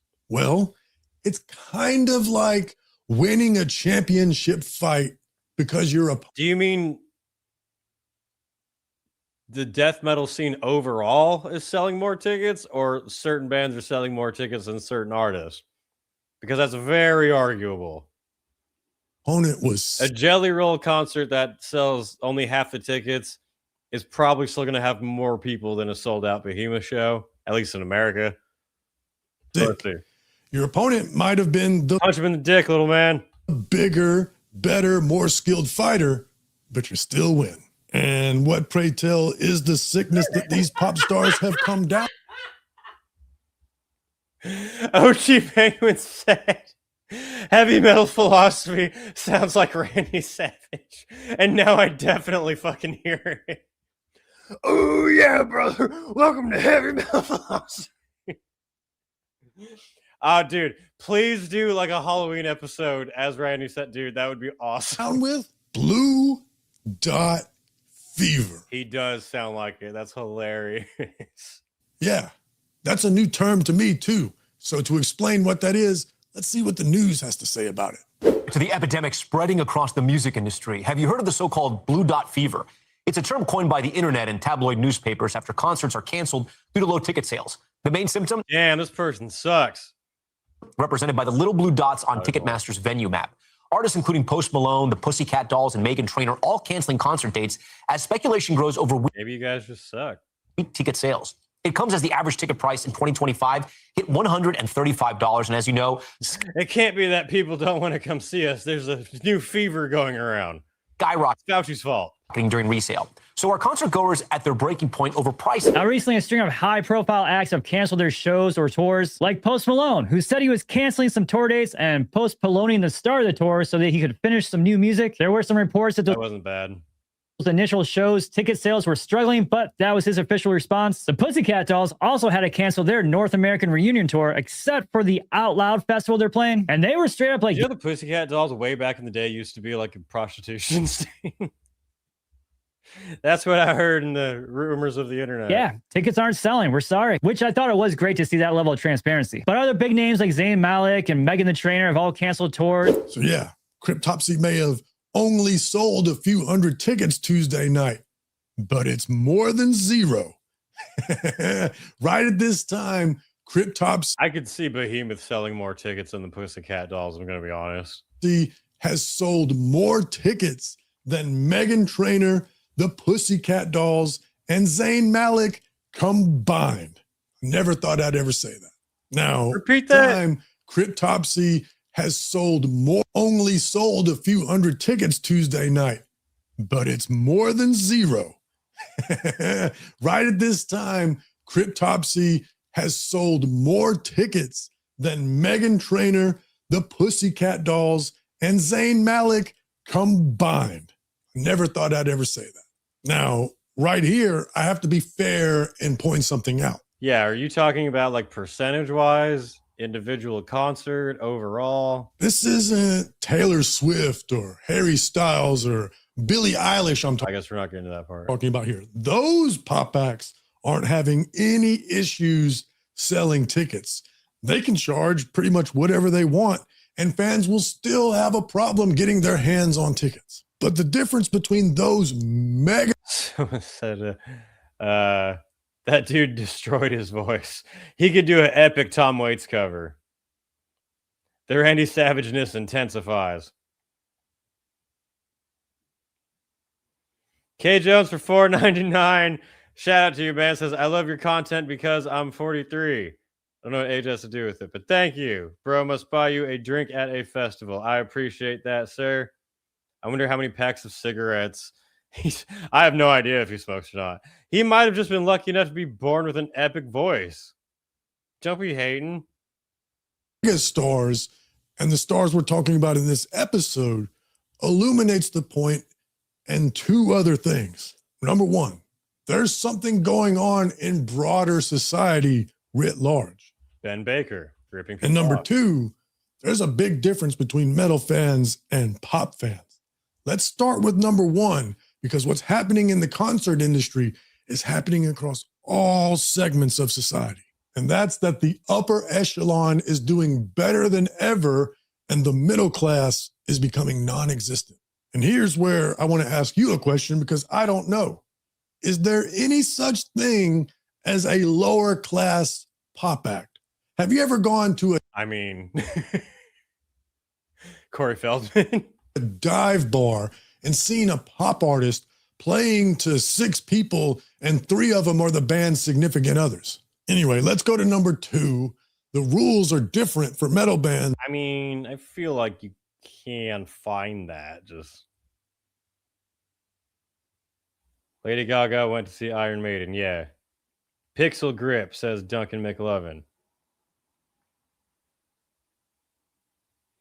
This just shows, once again, the cannibalistic nature of the industry in action ramped up higher. They peddle shitty artists to the lowest denominator of artistic intellect.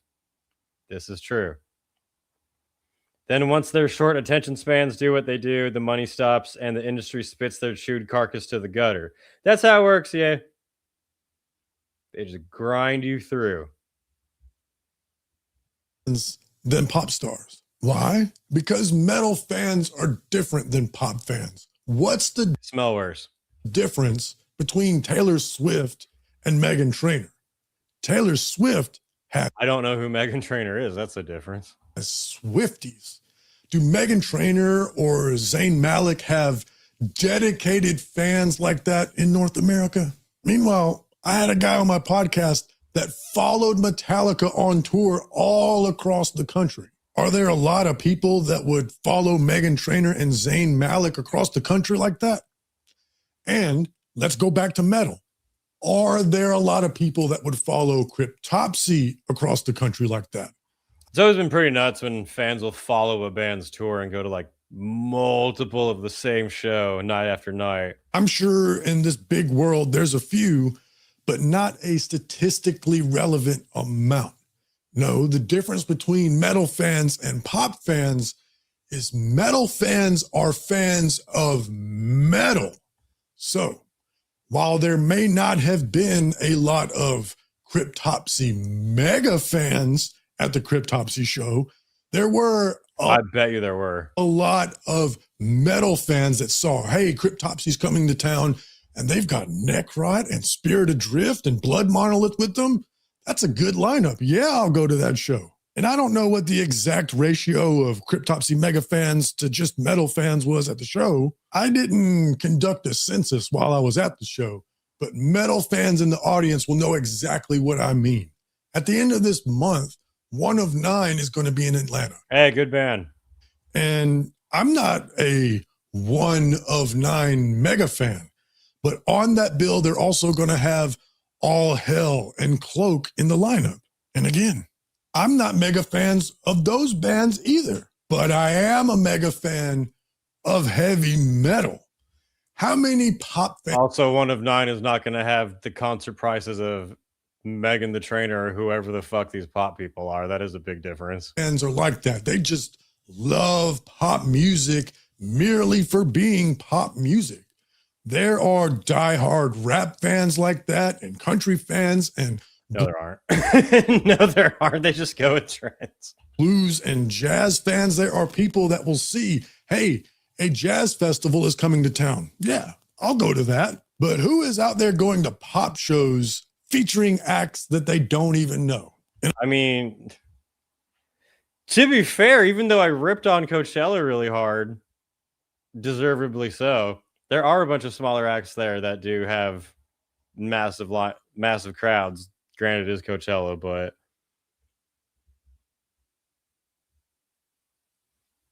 I like heavy metal philosophy, and I get what he's trying to say, but I don't think it totally really lines. If you really looked at it analytically, I don't think it quite lines up. I'm sorry to keep picking on Meghan Trainor. No shade at her. Fuck Meghan Trainor. I don't know who that is, but fuck Meghan Trainor. But let's just do a comparison here. Right now, at the time of this recording, she has 22 million monthly Spotify listeners. Meanwhile, Cryptopsy has 163,000 monthly Spotify listeners. But let me ask you this.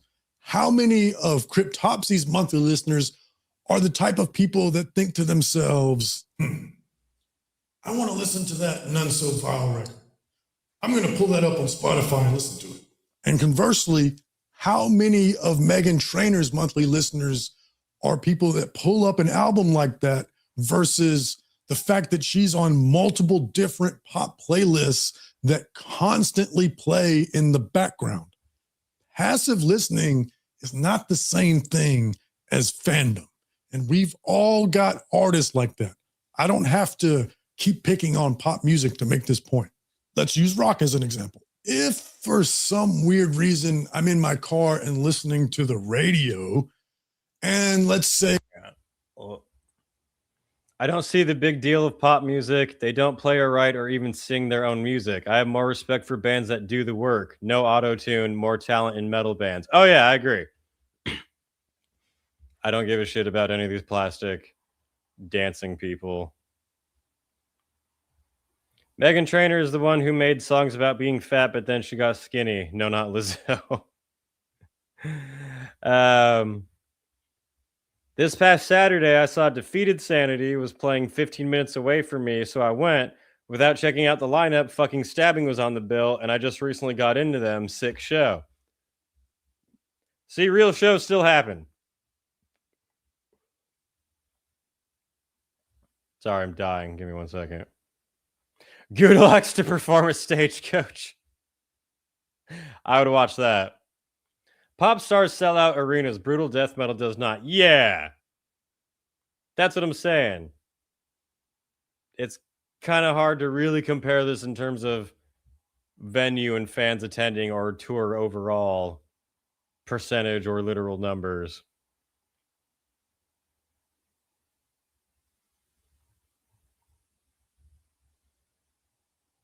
That's why Baby Metal isn't a real metal band. We got shots fired. A Collective Soul song comes on. I'm going to turn it up. Cool. I like Collective Soul. Now, I'm not a mega fan. I don't own any of their records. I wouldn't drive several hours to Atlanta to catch a concert unless they had another value add act on the bill like Bush or something. And again, this is not meant to throw shade at Collective Soul. They've got some jams. I'm just not a mega fan. If Collective Soul comes on, I won't hit skip. They're a middle-class act, and that's most pop stars. Most of it is casual listening. It's party music. I mean, that's pretty much all pop, even the huge ones. For the vibes of it. And every now and again, an artist has a big breakout hit that stands the test of time and transcends whatever is the big TikTok trend for this quarter. But hey, it's not all musical elitism. I'm not here to say that metal is better than pop. Yes, I am. There's another big reason why big pop stars aren't selling tickets right now. Let's do another example. Post Malone. Now, Post Malone does have mega fans. People. That's what surprises me. A tour of Post Malone and Jelly Roll. I'm not particularly fans of their music, but I know they're both huge. And they're touring together and they had to cancel some dates. That is surprising. Love Posty. I like a few of his jams too. And just last year, he had no issues selling out a stadium tour. But this year, he's suffering from blue dot fever. What changed? Simple. It's the economy. The price of everything, and I mean everything, is out of control. The price of 1 pound of ground beef is more than minimum wage. It's double what it cost during the pandemic. Right now, people have to work more than 2 hours to have hamburger helper for dinner. None of that would matter if the concert tickets weren't $150 with 75% of that being fees. Obviously, it does play an effect.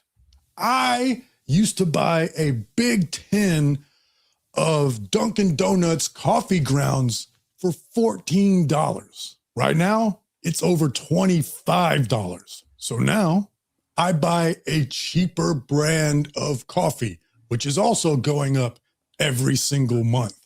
But if I'm making financial decisions like that about one of the most important staples in my budget, the thing that gets me going every single morning, then of course I'm making those same sorts of decisions for big purchases like concert tickets. I paid $50 with fees and everything included for this upcoming stacked behemoth show. But longtime subscribers remember me complaining recently about the cost of Metallica tickets. I feel like $50 for the behemoth tour isn't, it's like just at the top of not being bad. $10 more, it would be like, but 50 for that whole tour lineup is pretty good. And so I bought upper level tickets because I couldn't justify to myself spending what would be more than the mortgage on my farm to take both my wife and I to see Metallica.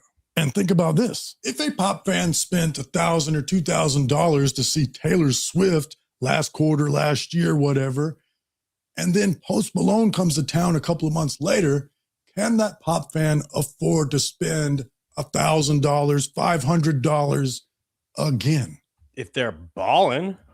This is the cost of turning. No, honestly, like, to be real, I don't go to anywhere near as many concerts as I used to, and a big part of it is price. And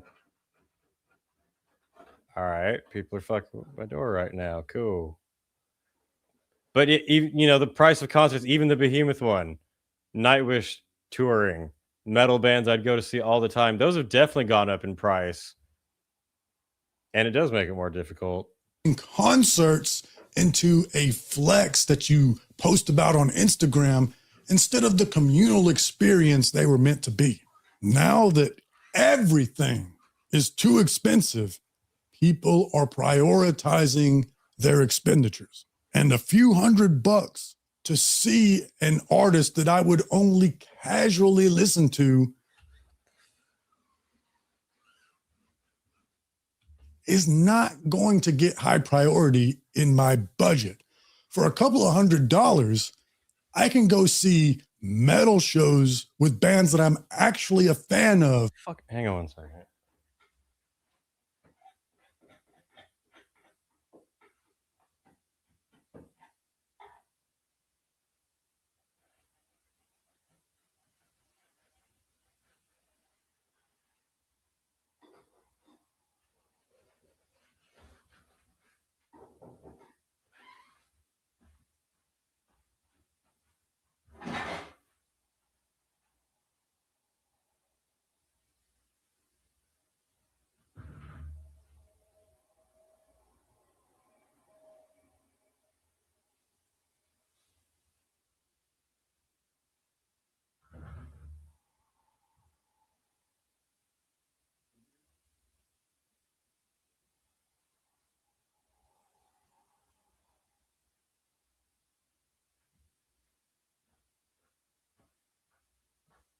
Fucking stupid.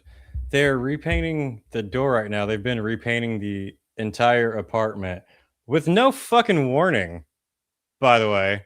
There was never any post on my door saying that all this painting would be happening. So the other day while I was here, the door and windows and everything are taped up. And good thing I happened to not need to go outside at that time. And then right now, as I'm doing my show, no warning at all, they're scraping and painting the door. So that's really cool. Definitely looking forward to moving to Austin. That's going to be fun. Anyway, let me rewind a little bit. I'm fucking annoyed as shit. Let me go back to whatever we said. Now that everything is too... Wait, before we do that. Boo this man!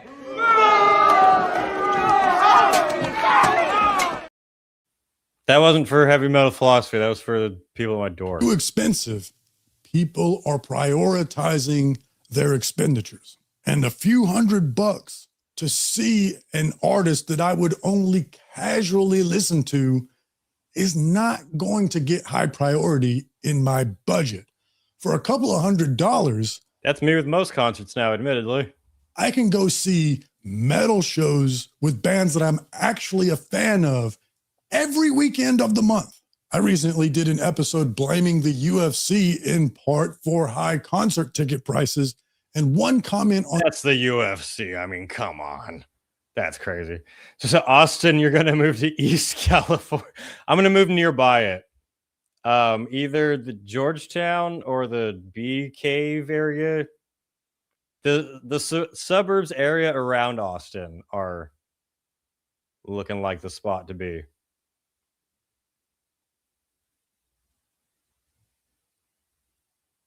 So it says, I'm so glad I no longer live in an apartment. I always hated crap like that.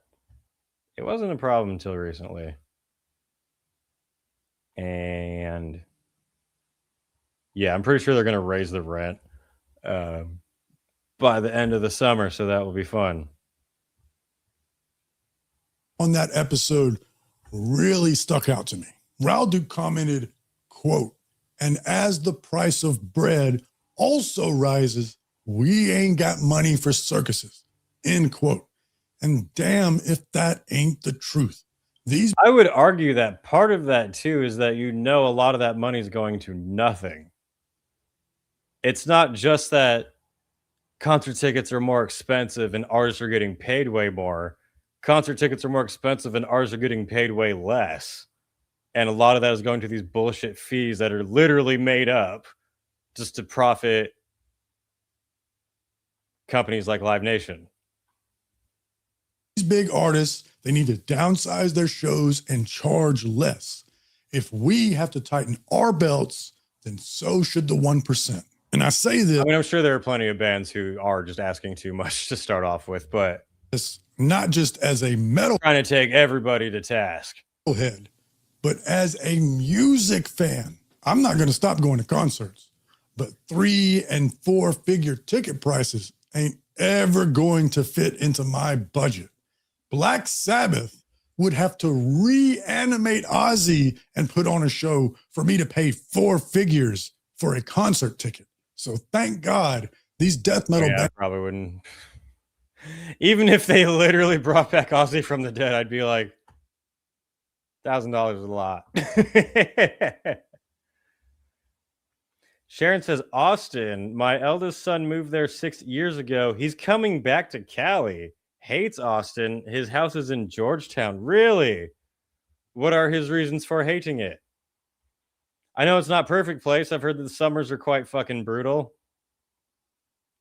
But it sure seems a hell of a lot cheaper. Bands are still out here putting on shows at a reasonable price. And Cryptopsy doesn't charge fans to meet them and take a picture. And that brings me to the riff of the week. Every week's podcast, the riff. I know that was the point, but I'm curious about his claim. Granted, maybe it's a little clickbaity, but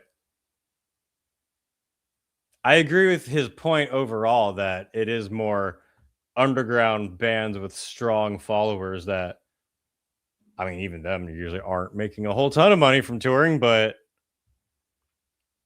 obviously more important to have a loyal fan base and maybe be a bit underground than just going through the mainstream and having no one show up because you're just forgettable commercial garbage. You'll own nothing and like it. Exactly. Back in the day, you could see a band like Children of Bodom pay $30 for both the ticket and a shirt at the show, and then have enough for a post-concert Wendy's meal. I think $30 for a ticket and a shirt is $45. Let's say $45 you could have done a Children of Bodom concert and a shirt. I think that is more likely, but because I was there. But yeah. I have some of my old tickets somewhere hidden that I should go through and see what the fucking price is for them. Support smaller bands who don't overcharge their fans. Canon and Faber would be a great example. Reasonably priced tickets and merch. Exactly. And a festival that also, well, 2 festivals I can shout out that are reasonably priced, not super corporate owned with bullshit fees everywhere. Milwaukee Metal Fest is affordable. They had t-shirts for like $25. It's been years since I've seen that. Tolminator, very affordable once you actually get there. I think they have like $1 beers. You just have to get yourself to Slovenia. Yeah. Wyatt Devourment is at Milwaukee Metal Fest now. Stoked. Did they just get announced or something? Cool. I'm sure hoping I'll be there. We'll see how it goes. Every other streamer has moved to Austin. Taxes are going up dramatically. I guess so, yeah. That still is fucking nothing compared to where I live now. When I went and visited there recently, people are saying like, oh, the traffic here can be bad. And I'm like, no, it can't. No, it can't. Infrastructure sucks. I think it's better in California. Tornadoes. Electricity costs are through the roof. Demographic changes. More liberal. So he's coming back to California. That doesn't make sense. I mean, we'll see. We will see how it goes. Is it true that you live near the Whiskey A Go-Go? No, I do not. Fight for your apartment. It is a historic place. I do not live near the Whiskey. I'm like an hour away in Long Beach. Texans do not know traffic. Chicago has horrendous traffic. As someone who's lived in California my whole life, Texas does not know traffic. If you came from like the middle of fucking nowhere, you'll think Austin has horrible traffic. If you come there from a city, you'll laugh whenever people say that there's traffic. Anyway, continuing talking about supposed Blue Dot Fever. One band who you can always trust to have affordable tickets, maybe not cheap in today's climate, but Iron Maiden, kind of the only big legacy band that very much intends to keep their tickets affordable, that does not shill out for all their concerts being only for the ultra rich. Bruce Dickinson on keeping Iron Maiden concert tickets affordable. We don't want a bunch of very rich people standing in front of the stage. You know, before I get into this interview, it's funny about that. I was just watching last night on Netflix the roast of Kevin Hart. This is going to relate to the story. I didn't finish it yet. I only watched like half of it. But so for the roast of Kevin Hart, half of the people there are ultra rich elite who are only there for the name of like basketball players and R&B stars and shit. People who are only there for, you know, the red carpet. And then the other half is actual comedians. And they fucking slaughter Kevin Hart and the rich people there. Shane Gillis was like, yeah, fuck these people. I'm telling jokes for the people up here. That explains everything. I think that's the same mindset Bruce Dickinson and Iron Maiden have. Like, we're playing for the people up there who had to scrape together the tickets to come here because they're actual fans, not for these people who came here for Instagram pictures. Yeah, for those who haven't checked it out yet, the roast of Kevin Hart is pretty fucking brutal. And I'm not a Kevin Hart fan at all, but the comedians on there are pretty fucking savage. Anywhere along I-95 corridor has the possibility to suck with traffic. Mexico City doesn't have traffic. They have down whatever the fuck. I don't know what that means. I lived in Cali my whole life and moved to Houston almost a year now. Really? How do you like it? How do you not like it? I'm very curious to hear that. I have so much respect for Iron Maiden. Same. They're the only band that can have their own private plane, and everyone still respects them for being DIY. Because they are. On the red carpet of the world premiere of the Iron Maiden Burning Ambition documentary, which was held Tuesday night, Iron Maiden singer Bruce Dickinson discussed the changes in the music industry, especially on the touring front over the last decade. Can we just play this, him talking? I'm getting tired of talking. No, all right. Bruce said, the problem you have is that costs keep going up and everything else. But that's not an excuse for doing crazy, crazy ticket prices. This is true. We've always tried to keep our ticket prices lower than the general norm because, frankly, we don't want a bunch of very rich people standing in front of the stage. We want real fans to be standing there, and they don't always have loads of money. So it's really important for us as a band to have that facility. We want young kids at the shows, and they don't have loads of money. They're going to get their money from their dad. But dad these days, money's tight. So it's important to try to keep ticket prices within the bounds of reason. Based Bruce, once again. Man of the people, personally sold me his ticket for the Whiskey A Go-Go. Bruce previously talked about all this in a March 2024 interview. He said the music industry has done two things. On the one hand, if you're an artist, it's contracted, as in it's shrunk in terms of the amount of money you get paid for your art. Unless you are some massive social media thing or whatever it is, fucking boomer, or unless you're a DJ who turns up with a memory stick and gets paid 5 times what a band gets paid. I fucking hate DJs. I agree with that so much. And they have to split it 8 ways. And he just turns up with his memory stick and pretends he's doing something and goes away with a huge amount of money. So the world has gone on its ass from that perspective. And there's not a lot that any one individual can do about that. You just have to work with the way the world is. He continued, I have no desire whatsoever to be a DJ. I am a singer. I'm a musician. I have bands and people like that. And they all have to make a living playing with me. So I do the best I can to make sure that everybody's happy. Everybody's making a living and we can go out and play music and play great music. There are some real people, rock stars out there still. Scream for me, Long Beach!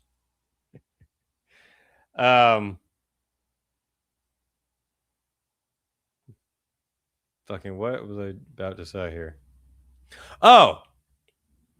For a couple years now, I've been thinking, like, it's way better in current times to make it in rather than being a rock star or in a successful band. If you become a successful comedian nowadays, you could be balling way harder than rock stars and musicians are now. A lot of rock musicians are kind of envious of comedians now.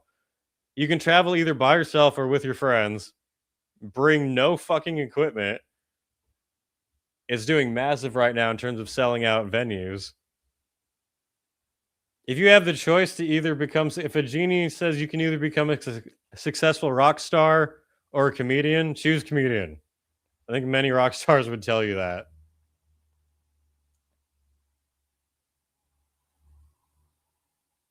Are we reading the rest of this? Where the fuck did we leave off?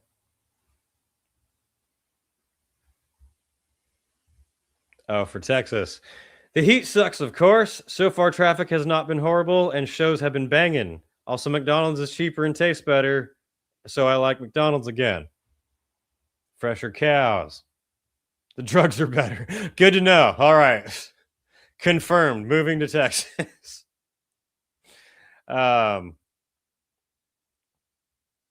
K Jones for $1.99. Love you, bro. You slay metal content. Thank you, sir. People are starting to rip on him on the chat for dropping a lot of super chats. Don't be jealous. You all are poor. Nah, yeah. I don't know if I want to read all of this. Shout out to Bruce Dickinson and Iron Maiden for keeping shows affordable. Last I saw Iron Maiden, about 2 years ago, on a headlining tour, I mean, pit tickets were about $150, which these days is great. It's not $400. If you go see Guns N' Roses pit, you're going to pay $600-700. Tell that to Mick Dick's CEO. Gross. Pause.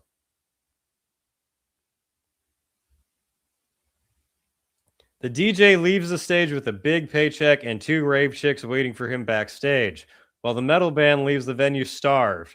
Maybe they'll get a post-gig PBR if they're good. That's true. Yeah. Not a lot of bands having crazy groupie parties backstage anymore at rock and metal shows. Except for Dave Grohl, apparently. Yeah, Blue Dot Fever. Some of y'all, a lot of that is Ticketmaster's fault. Some artists are just too hungry for the size of their stomachs. Yeah. Cream, get the money, dollar bill, y'all. Let's talk about some other quick metal news. We had a member of a band stepping away, a good band. Benediction vocalist Dave Ingram quitting band due to health issues. Benediction is a fucking sick old school death metal band. They announced he's leaving the group as the result of his ongoing health issues. Prior to retiring, Ingram intends to perform select farewell shows with Benediction. Some sad news ahead. Due to the current state of my arthritis now, I have to withdraw as vocalist for Benediction. The increase in pain and the frustration it causes from its debilitation has led me to this disconsolate decision. I will be performing select shows with the band during 2026, as I would like a chance to say farewell and thank you to the fans who have supported us throughout the years. So hope that all attending them will have an awesome time with us. It saddens me greatly, and I hope that friends and fans alike will understand. Thank you. It has truly been a blast. I think that's quite an understandable decision to have severe arthritis to step away from a band. That is terrible. Details of which shows Dave will attend will be announced as we get closer to gig day, as obviously his health will dictate this. As you would expect, Benediction did not want to cancel any shows and have called on a few old friends to fill the inevitable void on center stage for the gigs Dave will miss in the next few months. Yeah. Got Dave Hunt will return to his former position as frontman for Benediction for Iron Fest and Mystic. Oscar Rilo to once again step up and fill vocalist position for the gigs in Germany. That is shit. We live in a time where badass metal musicians have to retire because of actual legit old age issues. That is a bummer. Just soup up on painkillers for fuck's sake. Just be snorting painkillers backstage before you go on. You'll be fine. The Dave Ingram news is really sad. He was so much fun live. Hope he keeps his health for a long time to come. Hope so. That is a massive bummer.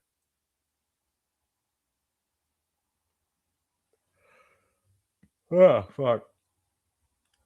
I don't even know him, and that made me sad. I mean, you have to relate to someone masterfully, intentionally stepping away from a position.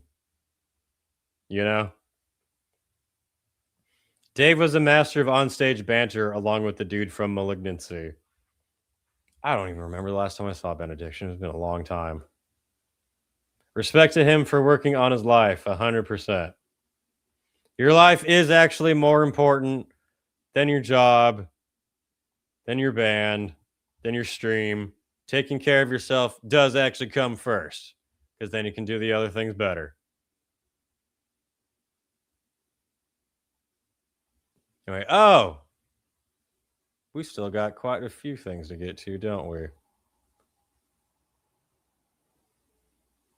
I think it's time to react to some more videos because they're going to be funny. Are we doing the metalhead, the retarded metalhead that butchered his Tinder date? Or are we going to watch the human brick Matt Walsh talk about how rock music is dead? Which one would you guys... We're going to do both. But which one would you guys like first? Why is Matt Walsh in the title? I need to know exactly.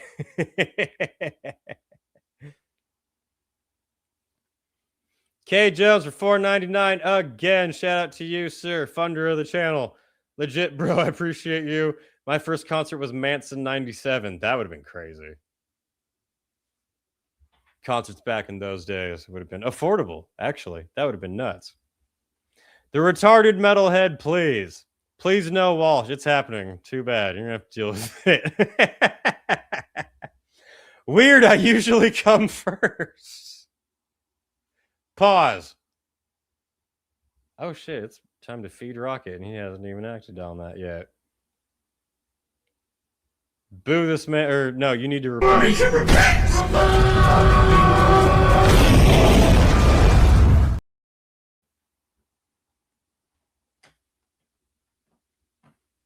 Right, Rocket?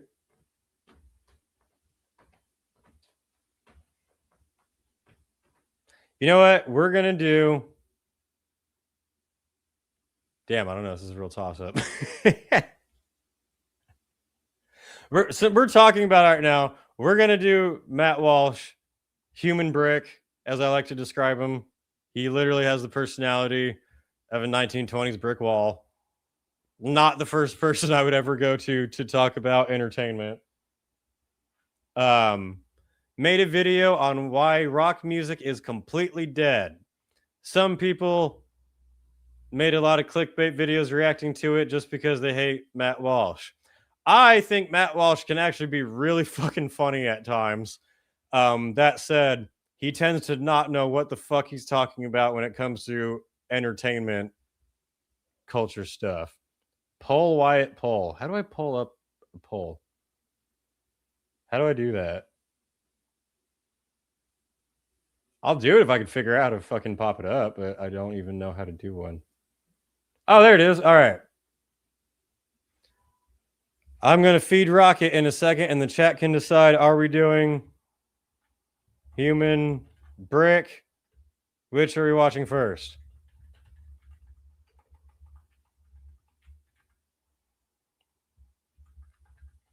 Human brick on Death of Rock or retard butcher's date?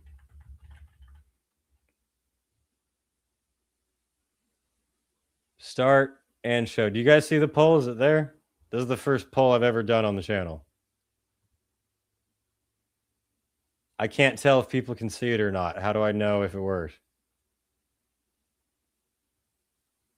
Oh, there it is in the corner. All right. Let me know what you guys want to react. We're going to do both, but let me know which one you want to watch first. I'm going to feed Rocket and come back. Well, it's right there on the screen. How the fuck is it not working? I'm trying to be funny here. Oh my God, it's supposed to be in the chat. We're doing it live. Fucking thing sucks. I don't know how the fuck this is. We're going to react to Matt Walsh's probably funny video. I'm going to feed Rocket, and then we're going to do it. Look at his stupid... He looks and sounds exactly like you could imagine. He looks like this talking bass is the funniest thing he's ever seen in his life. And I don't hate Matt Walsh. I'm going to be honest. Every other metal YouTuber is going to be like, he's a fucking Nazi! I'm going to actually react to what he says in the video. I think I will probably agree with like half of it. I'll probably think the other half is pretty retarded. I also heard that apparently, before he was a right-wing pundit, that he was a rock radio DJ? I think that's true. Can't verify it. I'm going to feed Rocket, and then we're going to make fun of this. Hang on. Can I do... a video to distract. All right, well, and for those who don't like me making fun of right-wing people or left-wing people or any way you can You are coping and seething. You just can't accept what you're seeing. Yes, you're coping and seething. The truth it is scalding, and now you are molding and coping so hard, coping and seething.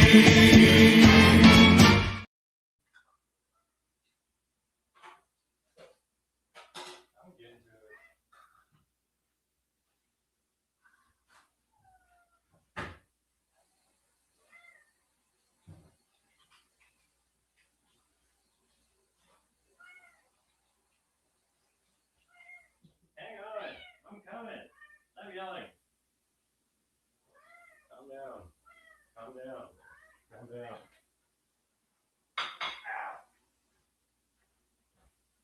All right, we're back. Matt Walsh likes indie rock, which is pretty funny. I'm surprised. I would imagine that would be too heavy for him. I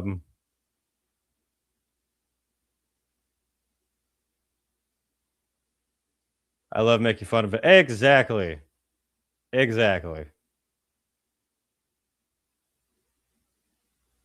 As a straight woman, he's one man who could turn me.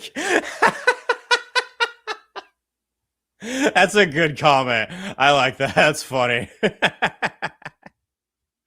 All right. Human Brick, Matt Walsh, pundit for Daily Wire. Experts on rock and metal music, explaining why rock music is completely dead. As you may have noticed recently on the show, we've started to focus more on cultural commentary, a little less on politics. And the reason for that is partly because Israel's in a war with Iran and you work for the Daily Wire. If I'm being totally transparent, I find the entire political podcasting space to be increasingly boring and redundant. To be fair, I'm not going to excuse him from that list, but on the surface, I agree with what he said. I'm not following fucking any political. Anyone who talks about politics on the internet is gay. No matter what they say, what side they lean on, what they wear, what color their hat or their hair is, they're all lying and retarded and gay. Everyone's saying the same things. Everyone is talking about the same stories. Conservative podcasters all repeat essentially the same basic talking points unless they're fighting with each other, which is even more boring and at this point even more redundant. So I find it all incredibly uninspiring and uninteresting, which is enough reason to try to find different things to talk about. It has nothing to do with the fact that you work for the Daily Wire. Also, culture matters. And that's why cultural commentary has really always been my primary focus. All I'm doing now is... That is a fucking lie. The Geeks and Gamers crew have roasted him a lot for the times he has talked about cultural stuff, and clearly either not knowing what he was talking about, or a lot of times he'll just say like all video games are lazy and stupid, basically. Kind of doubling down on it. Culture is the shared traditions and heritage and values and artistic output of a given group of people. It shouldn't need to be explained why that matters. And if that doesn't matter, then it's hard to see how anything could possibly matter. The problem in our culture is not so much that it's turning bad or being corrupted, although there is certainly plenty of that. Hearing him actually talk about a serious subject is so incredibly boring. When he's being sarcastic, he can be really funny. I've seen that happen because he talks in the same dry way. But if he's obviously making fun of something, it's great. There was one time where there was some, I think it was Dancing with the Stars or something like that. Some contestant on the show was named Matt Walsh, but it wasn't him. It was some completely different person. But when the name came out, everyone was like, what the fuck is he doing on the show? And he ran with it. He was like, yes, as you guys are now finding out, I have always had a love of dancing. When I'm not here talking politics, I'm at home practicing and that shit was genuinely really fucking funny. But hearing him actually talk about something he takes seriously is who's ready for a nap. That happening. It's more that the culture is disappearing. It's being erased. American culture is vanishing. So on that note, today I want to take a look at American culture is just corporations. Something that used to be a hugely influential, unique, and distinctly American element of our culture, which in recent years has all but evaporated. And that would be rock music. Now, I have some distinctly American rock music. The British are very surprised by this. Some personal ties to this issue long before I became a podcaster with my very own fancy fish cam. In the early 2000s, I was a small market rock DJ. That's true. Something I talk about very often, although every now and then various media outlets like to bring it up. But today I'm going to make an exception because I now realize that it's been the most boring rock show ever. Here's a new song by Guns N' Roses called Sweet Child of Mine. And welcome to Matt Walsh Rock Hour. In that capacity, I witnessed the last gasps of the entire genre of rock and roll. I saw firsthand how it entered a slow motion death spiral, and it would never recover for reasons that no one has ever really explained. A cultural institution, a global phenomenon, one that is distinctly American. No, it's not. Rock music is not distinctly American. What the fuck are you talking about? The Beatles and Stones are from England. Everyone else, like, where are you starting in terms of rock? Elvis didn't start rock music. I would say rock music had a big foundational part in American culture and American history up to, the last couple of decades. To say it's distinctly American is not accurate in the slightest. Has essentially vanished. So how exactly did that happen? Whatever your personal... Not even just heavy metal. Someone said heavy metal is English. Rock is English, not American. All musical tastes happen to be, this matters because, again, culture matters. And when a pillar of American culture just fades into oblivion, seemingly out of nowhere, it's worth talking about and trying to figure out why. So let's do that. It wasn't out of nowhere. Look at the gradual process from, I would say, late 80s through 90s and early 2000s is when they really shifted rock formed music out of the mainstream. Now, to start with, let's establish the premise. Rock music is dead. The data makes it very clear that I'm not overstating the case here. The genre basically doesn't exist anymore, certainly not in the mainstream anyway. If you pull up the Billboard year-end Hot 100... in the mainstream, it's still kind of like... There's some rock-ish bands, but it's definitely not the top selling ones. Singles of 1996. Here's what you'll see when you look at it. There are better years in the 90s to illustrate the point that I'm trying to make, but I'm taking this one because it was exactly 30 years ago. As you can see, there's plenty of rock here, including... Plenty of not rock on here. Counting Blue Cars by Dishwalla, the... Madonna, Hootie and the Blowfish, Mariah Carey. The World... Busta Rhymes. I Know by Collective Soul, J. Wonderwall by Oasis. This is not a great example. Hooked by Blues Traveler. R. Kelly, Janet Jackson. Just a Girl by No Doubt. Where are the ones you're even talking about? We got Metallica. We got Pearl Jam. Low on the list. Until It Sleeps by Metallica. You got a Pearl Jam song. Go back to the beginning of that. I'm not playing the whole thing again, but what was the top of this list?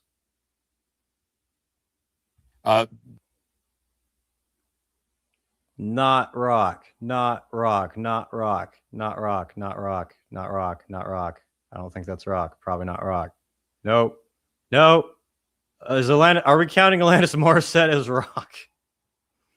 There are better years in the 90s to illustrate the point. Whitney Houston is fine. She counts. That I'm trying to make, but Randy is not rock. I'm taking this one because it was exactly 30 years ago. As you can see, there's plenty of rock here, including... Where? Counting Blue Cars by Dishwalla, the World I Know by Collective Soul, Wonderwall by Oasis, Hooked by Blues Traveler. This was not a good example to go with. Just a Girl by No Doubt, Until It Sleeps by Metallica. You got a Pearl Jam song, you know, Gin Blossoms, a Goo Goo Dolls songs on there as well. There's also songs by iconic rock performers in bands like John Mellencamp. I fucking saw way more pop and rap on there. Etheridge, Smashing Pumpkins. So if you're into rock music, needless to say, there's a lot there. Most of these songs were wildly popular at the time and remain popular to this day. They're classics. And we used to get music like this every single year, a lot of it. Multiple songs that would become classics of the genre every single year, year after year.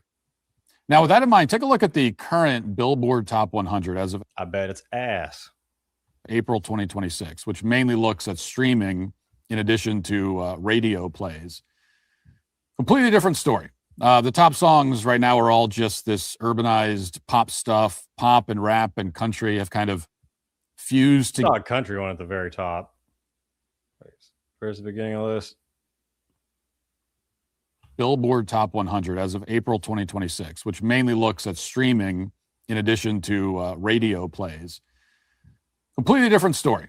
It does look like he's always having an allergy attack. Someone commented that, and his face really does look like that. The top songs right now are all just... Bruno Mars. This chick is country.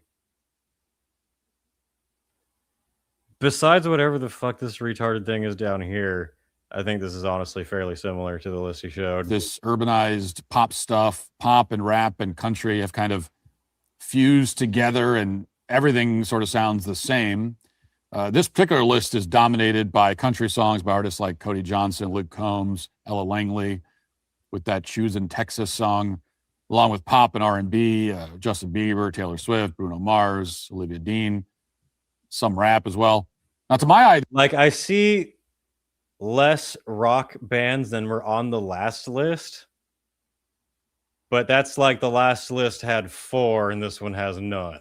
the only new rock song on the entire list is number 33, Freaking Out by Dexter and the Moon Rocks. Weezer's on here as well, but that's for the song Go Fuck is that? Away, which came out a decade ago. If you look at the top 50 streaming songs in the United States on Spotify, it's even worse. The Billboard chart, as mentioned, includes both radio and it also includes physical media sales, but nobody listens to radio or buys physical media. And the people who do tend to be much older. So if you're going to find any rock music, you're going to find it when you include those sorts of things. But if you go to streaming and you go to Spotify, it gives you the best idea of the actual listening habits of people, especially younger people. So here's the list. I counted 7 different Justin Bieber songs on Spotify. This is going to be shit. Spotify's list of their... Who the fuck is this Noah Khan? Their top songs right now. Not a single new rock band on here. Not a single one. The same person. Entire list. Not one. Fleetwood Mac, The Killers, the Goo Goo Dolls are all charting with songs that are well over 2 decades old or many decades. And Billie Jean is on here. Fleetwood's case. Mr. Brightside is on here. That came out in 2003. And just to hammer the point a little further, there's an outlet called The Metalverse, which recently published an article entitled The 25 Most Popular Rock Bands in 2026, according to Spotify. Let's put that up on the screen. Now, again, these are the most popular rock bands in 2026. Hell yeah. Starting off with Elton John. Elton John, which I wouldn't consider a band or rock, really, is number 4. He has a singer who was in his prime in the 1970s, is currently considered the 4th most popular rock band in the United States on the most popular streaming platform. And just for the sake of getting the full picture here's the full top 10. Arctic Monkeys, Linkin Park, Queen, Elton John, AC/DC, The Beatles, Creedence. Rock bands need to step it up nowadays. Your music sucks and it's not going viral. Clearwater Revival, Red Hot Chili Peppers, Fleetwood Mac, and Nirvana. These are the top rock bands in 2026. So it's basically a bunch of classic rock.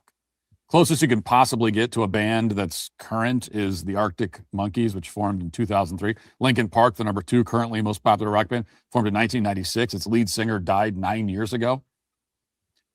And we see the same decline in the live music scene. The only rock bands packing arenas today are geriatric boomer bands that peaked 50 years ago. U2, Pearl Jam, Foo Fighters, Rolling Stones, Springsteen. There hasn't been a new Nirvana or a new Radiohead, a band like that. I mean, Foo Fighters comes to mind. A sensation in the rock music space or anything close to that level in memory. In the 70s and 80s, some of the biggest music festivals in the world were Lollapalooza and Woodstock, and they were almost exclusively rock shows. Today, the biggest festivals are like Coachella. They're mostly pop, hip-hop, EDM. According to Nielsen Music, the number of... I'm quite certain Matt does not know about not only the festival circuit in Europe, but even American festivals. Welcome to Rockville, Aftershock. Those numbers are fucking massive still. I sort of agree with the general consensus of what he's saying, but I feel like pretty much all of his examples have not worked out. Americans who say they listen regularly to rock music has declined from 27% in 2013 to 22% in recent years. But those are mostly over the age of 55, those people. And they're generally listening to stuff that came out decades ago. So that's the diagnosis. Rock music has died as a genre. I mean, it's just undeniable when you look at the data. That's the fact. I mean, you're ignoring a lot of... In terms of the top of the mainstream, the top 10 of all listened music, sure. But if you would look at, I think a lot of current rock music is either not good, commercialized, crappy, poppy, but there still are massive audiences for it when you look at the festivals that do cater to the more mainstream ones. Download Festival, Rocket Fest wouldn't have any of this shit.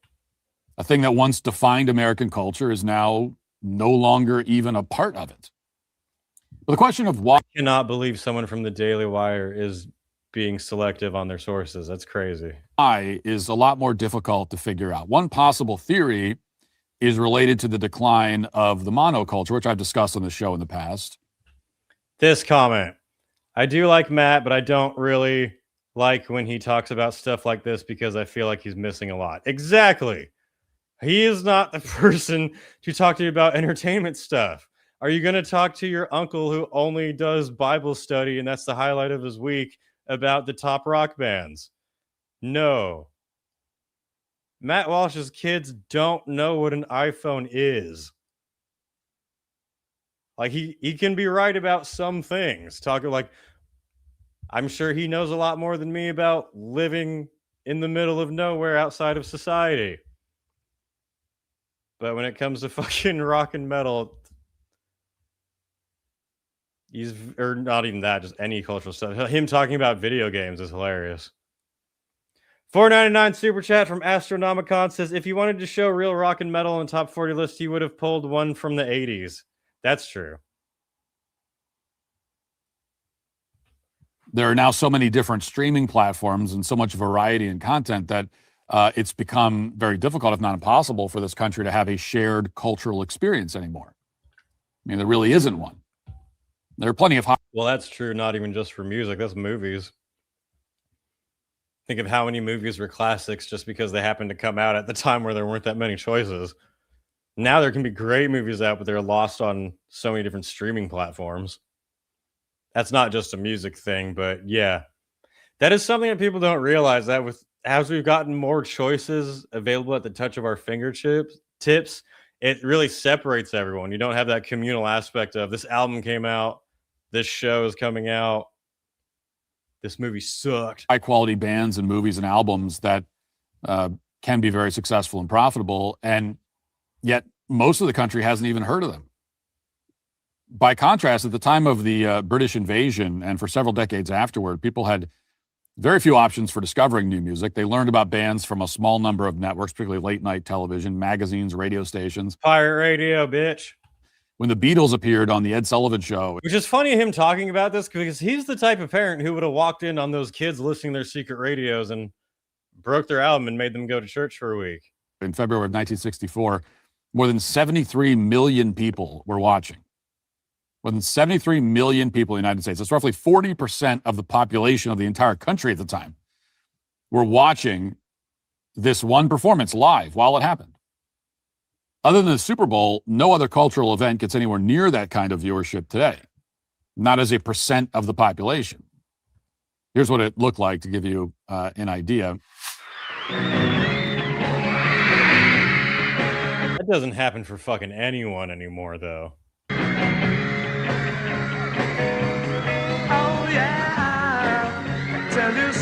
Matt Walsh getting me copyright struck, you son of a bitch. Fucking Daily Wire pundit trying to charge me money. Really fits, doesn't it? Are you playing? We know the song. This was his plan to get reactors copyright. Now, the modern comparison, unfortunately, would be somebody like Justin Bieber. He just headlined Coachella. Obviously, he's one of the most popular entertainers in the world. According to Billboard, Bieber's set, quote, drew more than 100 million social impressions between the 2 weekends that he performed. But those social media... The craziest music he listens to is the Weather Channel podcast. Who is this again? This is Matt Walsh. He's a pundit for conservative outlet, The Daily Wire. He is educating everyone on how rock music is dead. And I described him as having the personality of a brick, which, as you all can now understand. K. Jones for $9.99 says, rock music sucks today. I'd love to take mushrooms and see Perfect Circle over any new artist today. You can still do that now. Perfect Circle still plays. Impressions, whatever that means exactly, were spread out over the entire world. And also, you know, social media impressions don't really mean anything because that just means that somebody engaged with it or saw it in their feed for a few seconds and it was sandwiched in between a bunch of other content. They probably forgot they even saw it. Not the same thing as 40% of the country sitting down at the exact same time to watch an entire performance live on TV.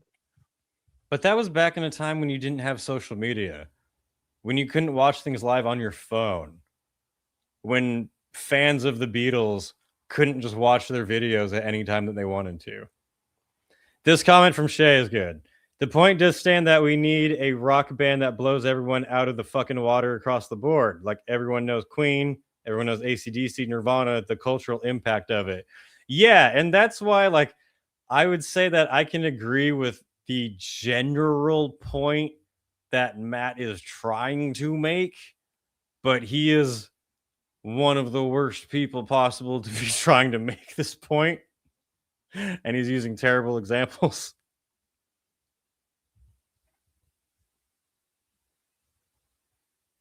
You know, if the internet existed when the Beatles were popular, if you were to try to translate the numbers, they would easily exceed those numbers. They already exceeded 70 million viewers in just one country on TV. Now everybody has a phone and a TV, and they're all watching 10 different things, often at the same time. That's true. Which is one of the reasons that no one band can repeat the Beatles' success. Late night shows and MTV have been replaced. Music radio, which used to shape taste, not a bad thing, and introduce you to new and especially local bands, no longer exists. Now, the point is that we all used to be a part of the same culture, the same zeitgeist. Young people had different tastes from older people. That's always been the case. But everybody was swimming in the same cultural pool. Not exactly true. Older generation has always complained about the younger generation. They thought Elvis was the Antichrist. They thought the Beatles were demonic. Now there are a million pools, or perhaps more like puddles, and everybody's sort of splashing around in their own, disconnected from the others, and all of that is determined by the algorithms. The fracturing of the monoculture helps to explain not just the death of rock music, but of every other once mighty aspect of American culture. All that stuff has been taken down because the monoculture went down. But the decline of the monoculture isn't a sufficient explanation for the end of rock music in particular, because as we already established, some genres of music are still thriving, arguably, anyway. Not trendy bullshit. The problem mainly is that rock music isn't trendy. It hasn't been since the early 90s. Not to the extent that they used to be. I mean, there's even in other genres, there's no one. I mean, there's a Michael Jackson movie is out right now. I'm not much of a Michael Jackson fan myself. The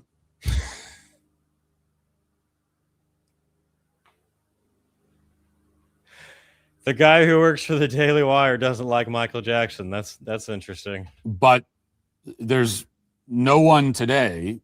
There's no one today who can compete with the star power that Michael Jackson had. It just doesn't exist. I mean, the closest you get is somebody like Taylor Swift. I was just going to say that.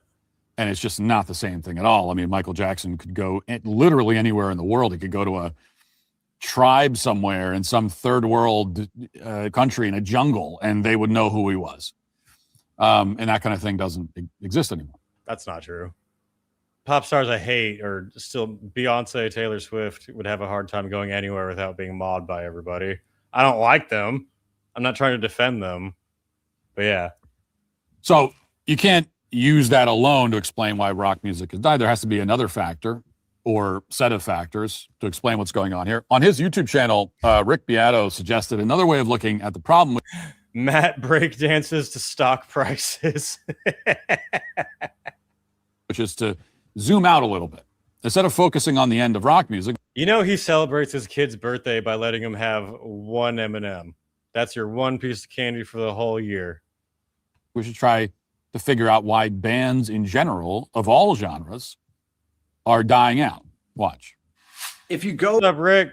to the top 50 chart right now in the US. You have Sabrina Carpenter, you have Lady Gaga, Bruno Mars, you have Jimin, you have Chappell Roan, Billie Eilish, Post Malone, Morgan Wallen, Shabuzi, Kendrick Lamar, Tommy Richmond, Hozier, All those people suck. Zach Bryan, Casey Musgraves, Benson Boone, Teddy Swims. It's just literally all solo artists. So next, as an experiment, I put together a list of the top 400 artists in ranking of monthly listeners on Spotify. And I looked to see how many bands on there were created in the last 10 years. Take a guess how many. You might think, oh, I don't know, 25 bands, something like that. In the top 400 has to be a lot, right?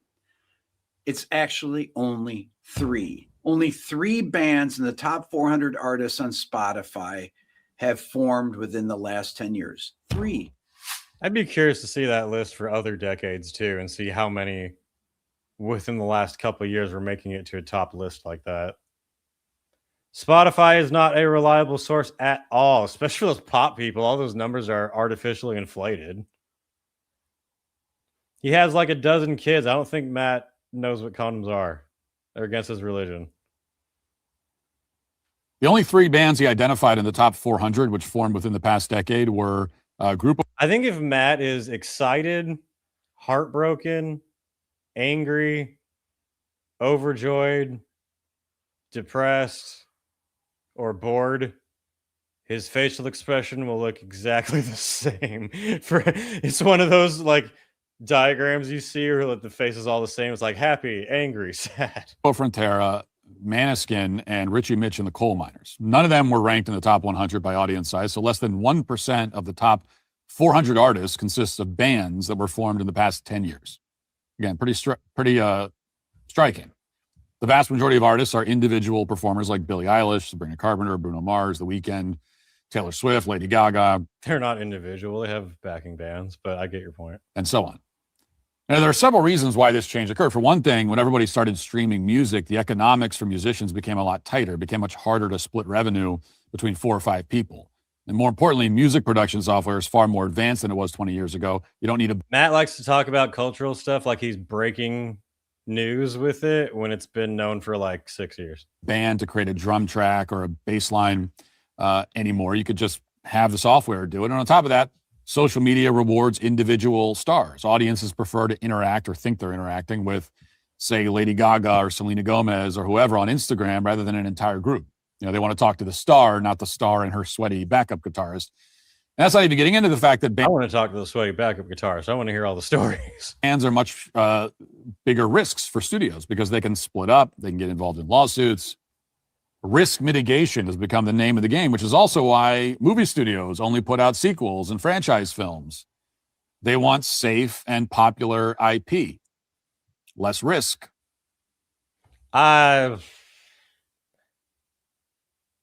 Maybe I would see it more from an industry side of just being able to focus one person as the product, as the money, rather than having to split that money between a group of people who all are the face of it. I think that would have more to do with it. Mitigating risk is a great way to increase profits, but it's a terrible way to make art. In fact, it's how you kill art. That's what's happening right now. But bands bring a lot of risk. You take a look at what happened to Third Eye Blind, for example, one of the most successful alternative rock bands in the 90s. They went through about a dozen personnel changes. Multiple lawsuits were filed. It's a nightmare for executives who would prefer that the entertainers just shut up and make them more money. That is true. But Rick Beato identified another possible cause in addition to all these, and this may be the key point. Watch. The other amazing thing about these bands is that they wrote their own songs. Now, you would have artists like the Supremes or the Jackson 5 that were part of the Motown that have songwriters like Holland Dozier Holland that wrote for the Supremes, or the Corporation that wrote for the Jackson 5. But for the most part, they wrote their own songs. Now, you would have artists from the 70s and 80s that would actually split off. For example, Peter Gabriel and Phil Collins from Genesis, or Sting from the Police, that would make their own solo records and have massive hits that they still wrote themselves. This didn't really change until the late 90s and early 2000s. This is when you started to have boy bands, for example, Backstreet Boys and NSYNC. Okay. that would have these co-writer producers or writer producers that would write their huge hits.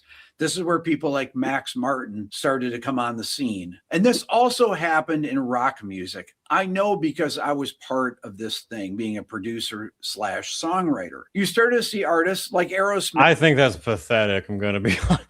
If you're in a band, if you make music your life, write your own fucking songs. That had Diane Warren writing their biggest hit they ever had, their only #1, I Don't Want to Miss a Thing, which came out in the early 90s, and rock bands of the early 2000s that would almost invariably have producer songwriters that would make their record. And this really happened because the labels got involved, the A&R people. They were making less money because they were selling less records, and they wanted to guarantee that they had huge hit songs on every record. So they would actually hire songwriter producers or get multiple songwriters to contribute to the record. These would be rock I think that's disgusting.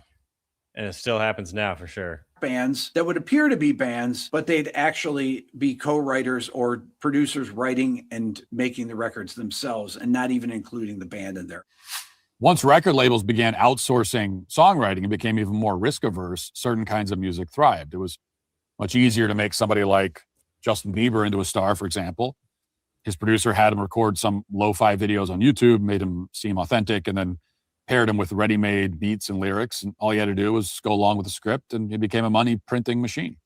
Plenty of other musicians did the same thing. God, that happens so much now too. So many fucking artists that are suddenly go viral out of nowhere with so many followers are just made to seem organic, and they're anything but. They're structured exactly to go viral. And yeah, there's so much inauthenticity now, especially how anyone, can record a video and throw it up online. So it can seem very genuine. As he mentioned. But at the same time, other genres of music stagnated as a result of this change. And one of those genres was rock. Rock's all about experimentation and boldness. One of the Beatles' innovations, along with the Beach Boys, was making albums that didn't directly capture the feeling of a live performance. They added effects and techniques that couldn't be replicated live, like loops and full orchestras and layered tracks and so on. Other bands hadn't done anything like that before. Rock musicians also advanced the idea, which originated in the 1950s, of a concept album like The Dark Side of the Moon and The Wall by Pink Floyd, or The Lamb Lies Down on Broadway by Genesis. These are albums that lasted the better part of an hour, and the tracks were intended to be were not intended to be completely distinct from one another. They were telling a story, or they were communicating a coherent theme across multiple tracks. And some of these still be very distinct. Tracks were extremely long, over 20 minutes in some cases. Then there was Lou Reed's Metal Machine music, which was just an hour of guitar humming and feedback. No vocals or anything approaching an actual song that people would want to listen to. It sounded like this.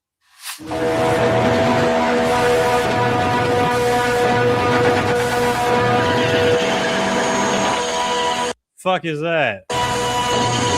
Famous producers, he absolutely did, but he came up with his own style. He was the chameleon of rock. Along with many other entertainers, he also created the expectation that rock music would be inventive and distinct.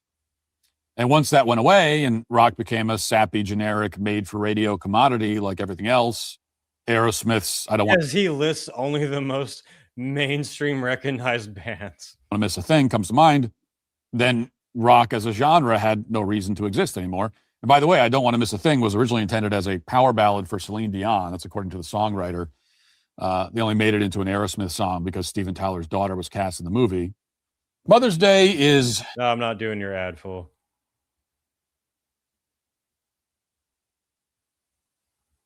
I don't like that idea, how bands can have other people. I mean, if it's a friend wrote the song for you, then sure. But producers writing songs to sell to bands, yeah, is the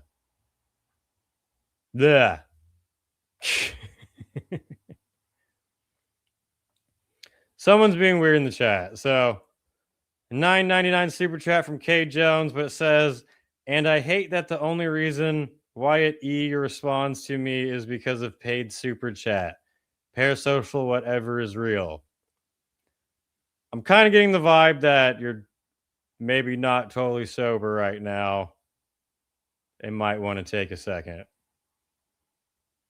But yeah, people in the chat for a while now have been kind of asking you to calm down a little bit. Just saying. Just throwing Shay's comment out there. This guy's a nutcase. Some of his views are wild. You haven't even heard his political takes. None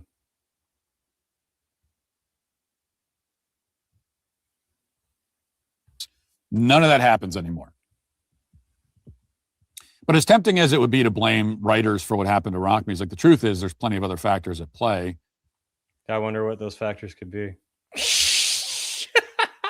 And I don't intend this to be a political monologue exclusively, but it's hard to ignore the fact that rock's decline was cemented during the presidency of Barack Obama. What? And, it's become something of a meme. Wait.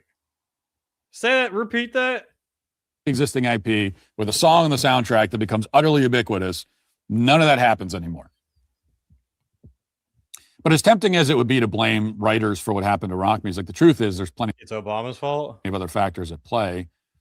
And I don't intend this to be a political monologue exclusively, but it's hard to ignore the fact that rock's decline was cemented during the presidency of Barack Obama.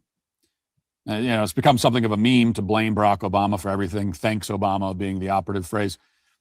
But in this case, unironically, there's genuinely a reason to blame him. There's a genuine reason to blame him for a lot of stuff. The only thing I would give you credit for being able to blame Obama in terms of destroying rock music would be allowing the Live Nation Ticketmaster merger to happen. Besides that, Obama wasn't president in the late 90s, in the very beginning of the 2000s, when it was really being, no, I completely fucking disagree with that. I'm sure it didn't help. It continued dying along the way, but it wasn't like this is a groundbreaking moment. And this included, I've made the case before that the culture peaked in 2007 and across all the different artistic genres and mediums, and has been declining ever since. And I'm not going to repeat that whole case, but I think you can see it if you look at it. And it's no coincidence that, who was elected, whose presidency began in 2008, Barack Obama. In the case of rock, it's obvious. I mean, Killed Elvis, Barack Obama. Rock's all about rebellion. It's about raging against the machine. Did Kurt Cobain kill himself, or was it Barack? And raging against the machine became unacceptable the moment the machine was run by a black leftist. Matt, as someone who does not hate you, I'm going to let you know that Rage Against the Machine definitely fucking hates you. Like a lot. I don't need to guess that. Look what happened to Green Day, for example. Not long after Barack Obama took definitely fucking hate you too. Office, they stopped singing about politics all the time, went back to breakup songs. Then when Trump won, they began singing explicitly about the MAGA agenda, making it clear that they're, shills for the Democrat Party. Pearl Jam began performing. There are lots of bands that have done this. There are lots of bands that talk politics that only really during the Trump era, they very be rebellious. And then when Democrats are in power, we don't notice anything about fraud or what. It's weird. I agree with that point, but it becoming really a catalyst toward death during Obama, I don't agree. At fundraisers for Obama, System of a Down took a conveniently timed hiatus from criticizing the establishment once Obama became president. This is not a phenomenon that's unique This is true. to rock. Of course, comedy died at roughly the same time for the same reason. When people listen to you because they think that you're authentic and bold, and then you immediately begin, and transgressive, then you immediately begin carrying water for an extremely powerful establishment figure because he's black and liberal, you lose all credibility. You might as well shut it down at that point. Even the rock musicians who... I don't agree with that take of it. There's an easier way to call out, or not easier, there's a more accurate way of calling out politically charged band for being fucking hypocrites. Did criticize Obama ultimately turned out to be shills for the establishment. Rage Against the Machine is one of the best examples. Their most famous lyric is, F you, I won't do what you tell me. Say it. And then during COVID, Tom Morello, the group's guitarist, demanded that everyone do exactly what the authorities told them to do. He became a shill for government officials who committed the single greatest infringement on American civil liberties in modern history. Tom Morello argued that they never required vaccine cards for their shows, but a lot of people who attended their show said they did. I wonder if Tom Morello's trying to be like, no, it wasn't us that said it, it was Live Nation that said it, so it wasn't under our control, or if he's lying, or if other people are making it up. I mean, throughout COVID, Tom Morello promoted all the social distancing and all the mandates that many years later the self-described experts would admit was fake all along. He supported the public health bureaucracy as it ruined millions of lives, including the lives of children who were forced to stay at home. We're talking about rock music. Instead of learning in school or socializing with their friends and family. And he wasn't the only one. I mean, by the way, if there was a real what did you say? The public health bureaucracy, and then during COVID, Tom Morello, the group's guitarist, demanded that everyone do exactly what the authorities told them to do. He became a shill for government officials who committed the single greatest infringement on American civil liberties in modern history. I mean, throughout COVID, Tom Morello promoted all the social distancing and all the mandates that many years later the self-described experts would admit was fake all along. He supported the public health bureaucracy as it ruined millions of lives, including the lives of children who were forced fucking most metal bands did. To stay at home instead of learning in school or socializing with their friends and family. And he wasn't the only one. I mean, by the way, if there was if rock music had existed at the time, punk rock was a thing, like there would have been a huge music festival in the middle of COVID, explicitly in defiance of all this stuff. Honestly, I do completely agree with that take right there. I also agree with this take. The problem is that the artist class fell for the left-right dichotomy, however you pronounce that. The uniparty globalist system should have remained our enemy instead of picking sides. I 1,000% agree. And I feel like it was more fuck both sides up until we got to Trump, COVID, and all that. And then it really was like split apart. Rock has always been woke. Right, Rocket? Here he is. Here he is. Everyone gets their refresher for now. You're tired of seeing the human brick, Matt Walsh. Blame the death of Elvis on Obama.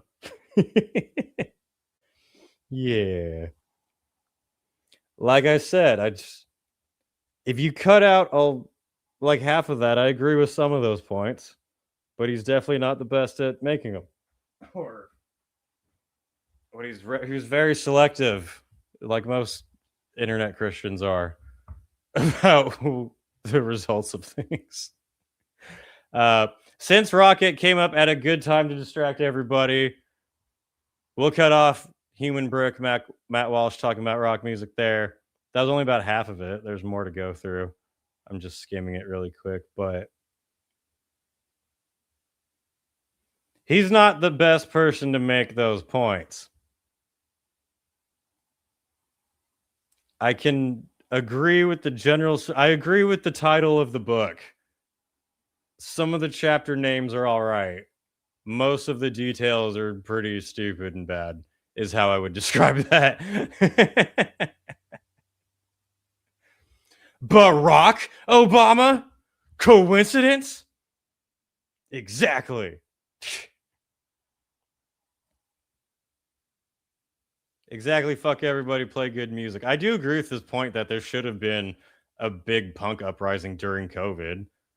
That was obviously the time when metal bands and rock bands were always about fighting the system. We're like, make sure you get your card and listen to all the rules the TV says, and if they don't make any fucking sense. I remember, I think it was it Agnostic Front or Madball, some hardcore band did play a show, I think, in the New York area during COVID, and a lot of people were attacking them for it, and now no one cares. All right, everyone wake up. Matt Walsh is off the screen. I know you all had a nice nap right now. Most of you just spaced out for the last like 20 minutes. That's okay.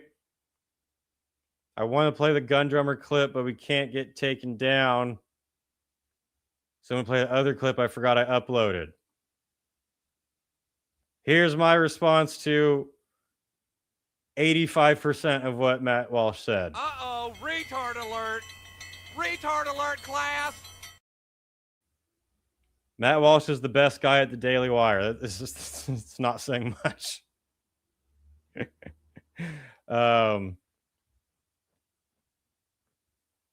What's the new virus being talked about in the media called the hantavirus? The we made this up virus. The just sink that fucking boat virus. Fuck that virus. I'm not doing shit for that virus. Real punks didn't have the healthcare required to survive COVID. Exactly. That's a bunch of posers. Matt Walsh, new writer at Metal. Dude, he would be way better than most of the writers at Metal Injection. Unfortunately. Would it be good? Probably not, but it would be better. We're not going to fall for it again, right? I'm not doing shit. I just got out of prison. I ain't going back. I ain't going back. Fuck your virus. Do you have a good comment thing for that? Not really. Anyway, I did want to go over that at least a bit because any other metal YouTuber I saw talk about it was just straight up like, he's a fucking Nazi, blah! And no one was actually like listening to the points he was saying and laughing at them and their absurdities. That new virus shit is basically literally rat shit dust. Fucking pussies can't handle little rat shit these days.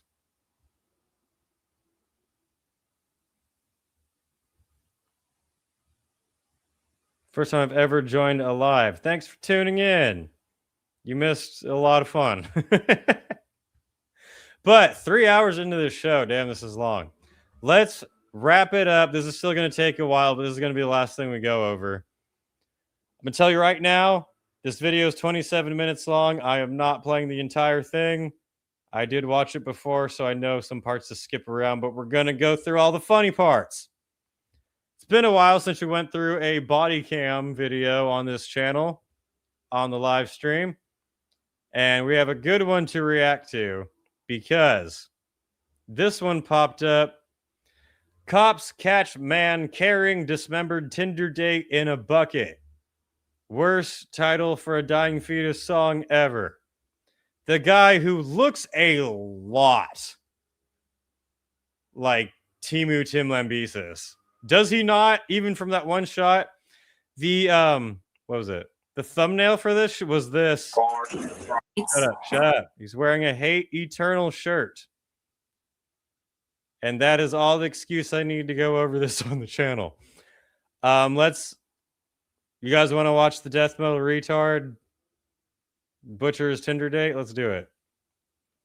And by the way, I will be cutting out any of just the sad emotional stuff. Like I watched this earlier. There's a part where they have the phone call with the victim's mom when they say they died. I'm not going to play that. I'm here to play the funny parts laughing at this idiot, not getting dopamine hits off of people's tragedies. Anyway, who's ready to laugh at the wait, now's the right time for it. We got a retard alert. Oh, retard alert. Retard alert, class.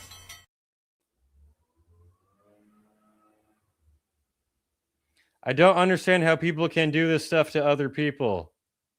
It usually takes a saw and like a bucket is the first start. It was as good as an ambush. She charged me. She came into the grab. You're crazy. She fought ruthlessly. Something tells me no, he's hiding something. It seems she called several men, you know. I said, what do you want to do, get killed? When a mother... Oh, shit, we're going to get taken off now because there's a gun. Fuck. Of two vanishes without a trace. Investigators uncover a tangled web of online dating, jealousy, and deception. As the details of her disappearance start to unravel, a shocking confession changes everything. And how do you know she was with other men? She would show me. The following is based on official police records released to date, and the footage has never been seen before until now. On Saturday, February 18th, 2023, Todd Howery heads to the Indian Harbor Beach Police Department in Florida to file a missing persons report for his ex-wife. We were going to, if she didn't show up until Monday afternoon. The lady is missing. Lady is a fucking train wreck from how they describe it, but... Yeah, Ewu does have good videos. They do, but you got to be careful with any body cam videos because they can quickly go from funny to just like tragic and traumatizing. Just because you showed a gun for a second, YouTube is so cucked. Oh yeah, I was doing a live stream a couple weeks ago when it suddenly just got taken off midstream as I was live. And YouTube said it was because of a gun drummer clip that I show in almost all of my live streams. Now, all of a sudden, it's a problem. Whenever I can play it again, I definitely will. By the way, everyone was saying that they were bored of the Matt Walsh video and to click off of it. And I go to this Ewu video, and the views drop, but like 20 people have stopped watching the stream now since we got rid of the human brick. I don't think you guys are leading me toward financial success.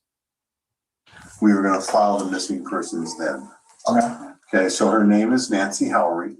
Todd and 44-year-old Nancy divorced in 2019, 4 years earlier, and share custody of their 2 children, a 12-year-old daughter and 9-year-old son. Believe it or not, he is not the guilty person. I know it's hard to tell from the picture. Their children had last seen their mother on Monday and received texts from her on the morning of Tuesday, February 14th, 4 days earlier. This last Wednesday, she failed to pick up the children from school. Now, she has done that in the past. Let's say in the last 2 years, she may have done that six-ish times. On Wednesday, when the school attempted to reach out to her, Nancy's phone went straight to voicemail. Red flag number 1, crystals on the ground. Neither of her children could get in contact with her, and Todd said the message he sent was never read. Then the next day, Nancy once again failed to pick up the children. 2 days in a row is out of the norm. This has never happened, that she's disappeared like this. Todd and his children then drove by Nancy's house and the storage unit she works out of, but there was no sign of her vehicle at either location. They reached out to Nancy's mother, and it's soon determined that the last day anyone saw or heard from Nancy was Wednesday, February 15th. To add to the concern, Todd shares that Nancy has a turbulent past. There's been a number of welfare checks. She has a history of alcohol abuse, a pretty pronounced history with both Satellite Beach when she lived there and with Indian Harbor Beach. Court records show that in 2019, Nancy had been charged with battery domestic violence, though the prosecution decided not to proceed. All right, so she went missing. She went missing. She was a drunk who was hitting up a bunch of dudes on Tinder and dating apps and was definitely had issues. Actually come up when Todd and his daughter first reported her missing. My daughter was just telling me right now that she's on a number of dating apps. She met some guy on Tinder. She sees a lot of men. The person who's dating right now, because she dates a lot of guys. Okay. Right now, she is in contact with this guy named Daniel. Her 12-year-old daughter knows that she dates a lot of guys. Okay. I think he's in the military. Oh, do you know how old is he? Is he like older? I want to say he's 40, 50, and he has weird hair. She was just looking for comfort that day. It wasn't because of she was looking to get drunk or to celebrate or she was sex crazy or something like that. She was trying to find someone to console her, and she was trying to find it in these men. With a few lanes of inquiry, officers from the Palm Bay Police Department tracked down one of the men Nancy had met on Tinder. It's always Florida. 32-year-old Daniel Stearns. They arrive outside his house. Timu Tim. Finally, Timu Tim makes his appearance. She clearly was lost, poor thing. Yeah, she was. That's heartbreaking hearing the kid. See? These go from funny to just traumatizing quickly. The day after Todd reported Nancy missing, before they approach the house, the officer has a concerning update about the investigation. So her car was located in the group, and I remember that call coming out earlier today. Yeah. And her phone was pinging last night at our gun range. Earlier that day, Nancy's vehicle was found abandoned and parked partially on the side of the road near a wooded area in Palm Bay. Inside the vehicle, they found her credit card and Florida identification on the driver's seat. As well, the last known location of her phone pinged in the area of the Port Malabar Rifle and Pistol Club. As Daniel lives with his parents, his mother answers the door. Is there a female that's in here? Dude's 32, lives with his mom, banging a drunk late 40-year-old. Her name is Nancy. No. Okay. But please, when you talk to my son, it's easy. He's a army, but he have a PTSD. That's fine. He's not in any trouble. Me too. I have both of those. I love that cop. Say that again.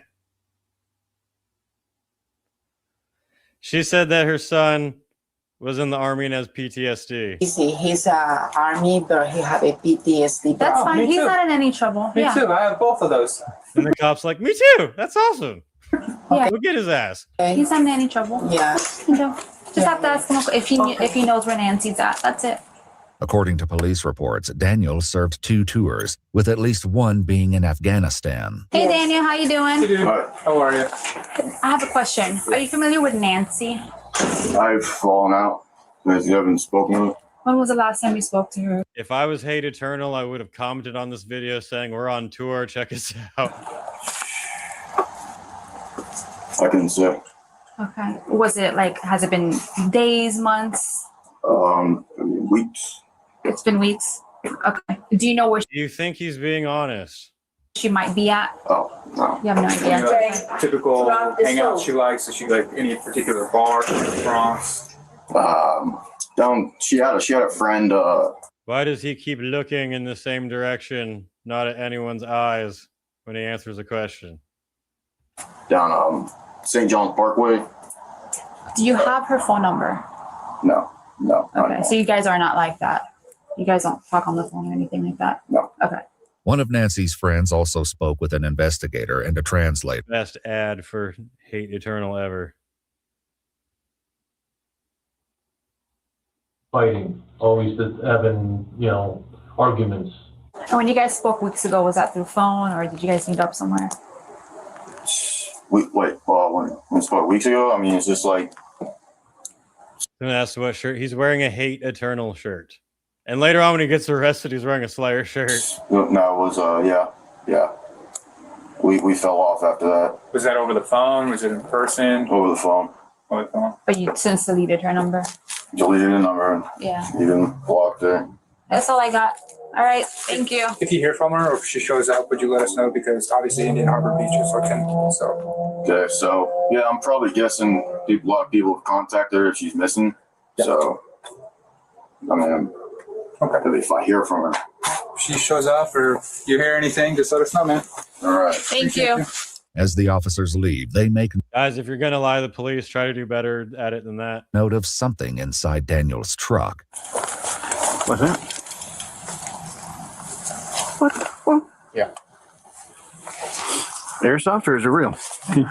Looks like SIG. Something tells me that he's hiding something. As it would turn out, the officer was right, and no secret stays buried forever. It won't be long before they discover exactly what Daniel is hiding. We started pointing that way where her car was found on the group. Oh. But then he said the Heritage Parkway. You notice that? He said her car, might want to he's a bad poker player. secure that before you lock up tonight. What are you talking about? In your truck. Don't grab it right now. He looks like he thinks he's Nathan Explosion. But as we pass by the vehicle, we glance in vehicles when we walk by, and when we see a pistol on the dash. Bro, I just don't want somebody busting the glass and taking it and getting a kid taking it at night. So please left your pistol on your dashboard. Please show us the courtesy and letting us get out of here before you snatch it up. Okay. But yeah, that worries me for burglaries. I was going to come back up, and I'm glad you came out. Yeah, I probably would have seen within a half hour. So. Yep. All right. Have a good one. All right. Take care, man. You know he listened to Austrian Death Machine. Good luck. For the next 2 weeks, there's no sign of Nancy. However, investigators already know Daniel was more involved with Nancy than he's willing to tell them. Daniel's a fucking liar. On March 6th, 2 agents from the Brevard County Sheriff's Office, who have now taken over the case, once again try to speak with him. This time, his mother warns them about their effect on Daniel. I just let you know, he got kind of nervous, upset what happened. Did he know what happened? No. Nancy's friend shared that Daniel had a similar reaction when she reached out to him. His tells here are really bad. I'm going to point to where I left the body after every time they ask me a question. About Nancy's disappearance. He just like was freaking out, the guy, Daniel, on the phone. I know you said you had a falling out. What made you guys fall out? What was that about? He fell out of the truck into the creek. Yeah, just we're not clicking. Not following boundaries, rules, relationship rules like that. So I'm just like, I don't want to continue. It's not good for me. So she wasn't following rules, or both of you, or just her? Yeah, I'm like, I don't want someone who goes and sees other men. He always trying to post for albums. While this is the first really truthful answer Daniel is given, he still denies having seen or spoken to Nancy for about a week before she went missing. However, Nancy's friends have contradicted him. So she thinks that Wednesday morning, Nancy and Daniel were communicating, and they were trying to set up where they were going to meet and get together. You think he's watched the channel before? That day, and then Daniel ended up sending Nancy an address to go meet Daniel. With it growing more and more obvious that Daniel's story simply isn't adding up, Brevard County Game Over agents begin to conduct surveillance, watching his every move. On March 8th, they follow him to a spot known as the Compound, an undeveloped area in Palm Bay containing miles of abandoned roads. Though they don't see what he does while there, the next day, on March 9th, the Game Over agents again followed him back to the What the hell is Game Over? Compound, where they watch him carry a shovel into the woods. Again, they can't see what he's doing, but heard digging. A few Agent Bob, and your game is over. hours later, Daniel emerges from the woods, and the agents follow him to a canal. There, they see him carrying a bucket and decide to detain him. A little suspicious. Daniel is then brought into the Brevard County Sheriff's Office for questioning. It's here that his dark secret will come. So the Game Over police, whoever the fuck they are, saw him out in the middle of nowhere with a shovel and a bucket. Come to light. Unfortunately, these are not the conditions for me to answer questions. Okay. Despite this answer from Daniel, the detectives carry on and read him his Miranda rights. You're a decorated veteran. I don't want any false information shown against you. Then this will not be the time that I would answer questions. What time would that be? Evidence. What do you mean evidence? This is supposed to be over a homicide, right? Well, we're trying to figure that out, Daniel. You're saying you have everything Weird thing to slip. together. We wouldn't be sitting right here if we didn't. It was self-defense. I was taking her to the compound to teach her how to shoot. We got there in the middle of me showing her how to aim. She goes for my gun. She nearly gets a hold of it. She fell. You small, drunk, middle-aged woman overpowered the juiced-up Army veteran. That was the first time, and she goes absolutely berserk, not wanting to take a loss for an answer. Mm-hmm. Get into a grapple. She even spits on my hand. After multiple times, I couldn't take the chance again. Before going any further, the detectives clarify that Daniel understands his rights. He agrees to speak and tells them that he and Nancy had been seeing each other on and off for the past few years, but recently they were off. I was never really her boyfriend. What were you considered? A cuck. Friend with benefits, with feelings that aren't exactly friends with benefits. That's what you would say. For about 2 weeks before Nancy's disappearance, Daniel hadn't responded to any of her messages. Then, around Valentine's Day, they began speaking again. And He looks like someone that would click on a video, then click off because of your workout equipment. He's probably left me a comment making fun of my workout equipment before. I wouldn't doubt it. Decided to meet up on the 15th. I wanted to try to meet her to have this talk that I told you I wanted to talk to her about. Is that the one about Tinder? Yes, and other toxic traits. Okay. What toxic traits were those? It's abusive behaviors. told her about, the compound, teaching her how to shoot. She was asking me repeatedly to take her out to shoot. While this may have been true, Nancy's mother told investigators that she'd never mentioned wanting to learn how to shoot a firearm or was planning on ever possessing one. Regardless, Daniel says he knew Tim isn't being honest. He and Nancy made a plan to meet. They met where Nancy's vehicle was later found. She had left it there, got into his truck. Let's meet in the middle of fucking nowhere so I can show you my gun. And he drove them into the compound. So at that point, did you guys start discussing the issues? Yeah, we did a little bit, yeah. And what did you guys discuss? Like, what was said? The same things. Her seeing other men, abusive behaviors. Okay. And then it cooled down to a bit. And then that's when I started to teach her. Okay. So you guys had your argument before you started the actual teaching, correct? Yeah. Okay. And how do you know she was with other men? She would show me. Yeah. And how would she show you? Sexually explicit text messages and pictures. Okay. And what would it be of? Sexual dialogue, nude photos, showing another man in the same bed. Todd shared with investigators that this behavior wasn't out of the ordinary for Nancy. She sends me pictures of her giving me a finger or whatever guy she's at the time, okay? Even Nancy's mother knew about her actions. Ew.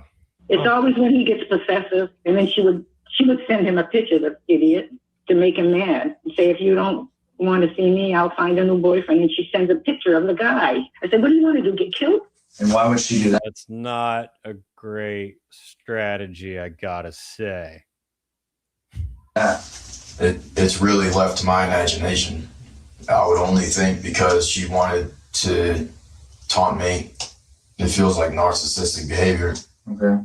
So it wasn't something like you were Cucked and ambushed him. into where you wanted to receive those pictures. She just did it to make you angry?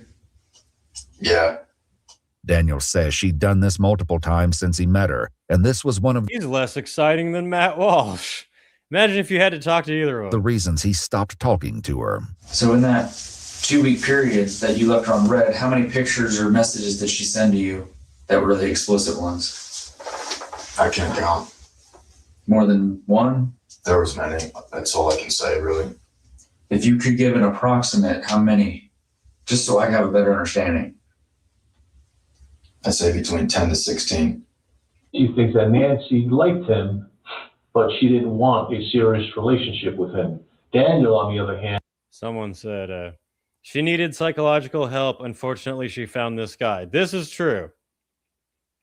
She was a complete fucking mess, and she ran into a retard. It's not a good guy. I blame him. This is Obama's fault.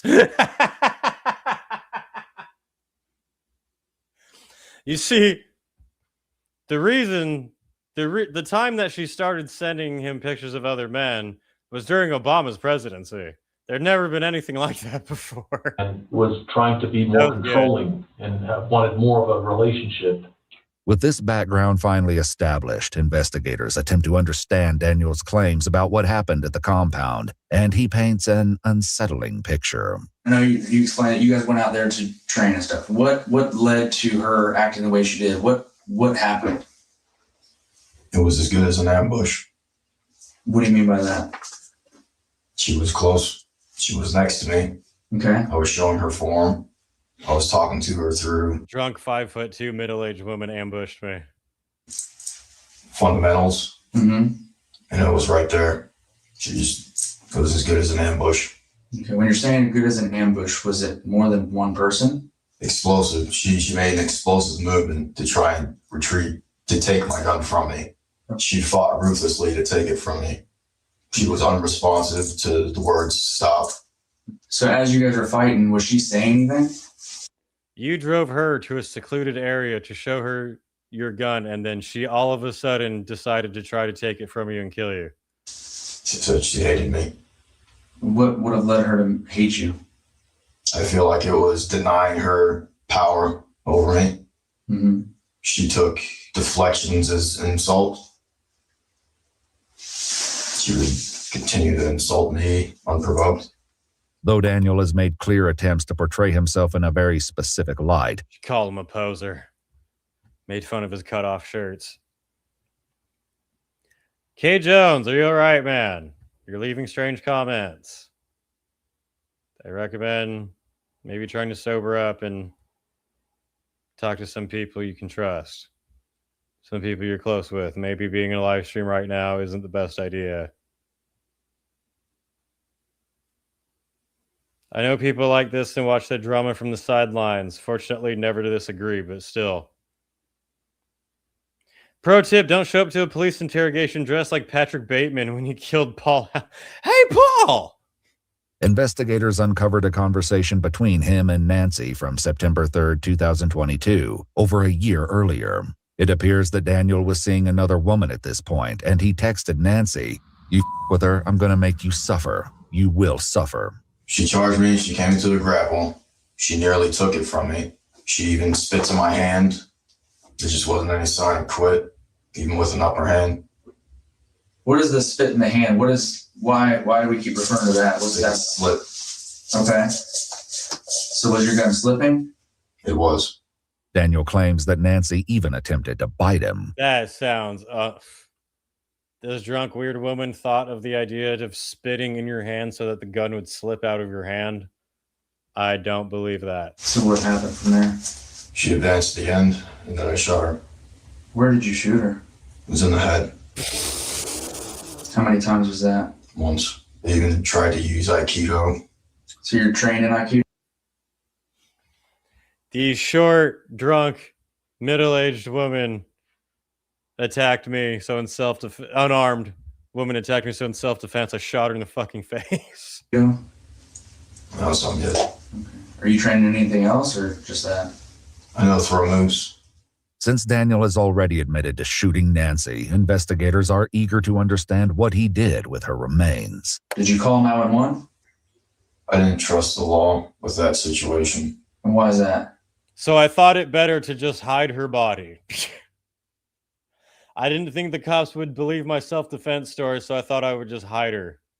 I've seen the horrors of civil forfeiture. I've seen police officers planting drugs on traffic stops.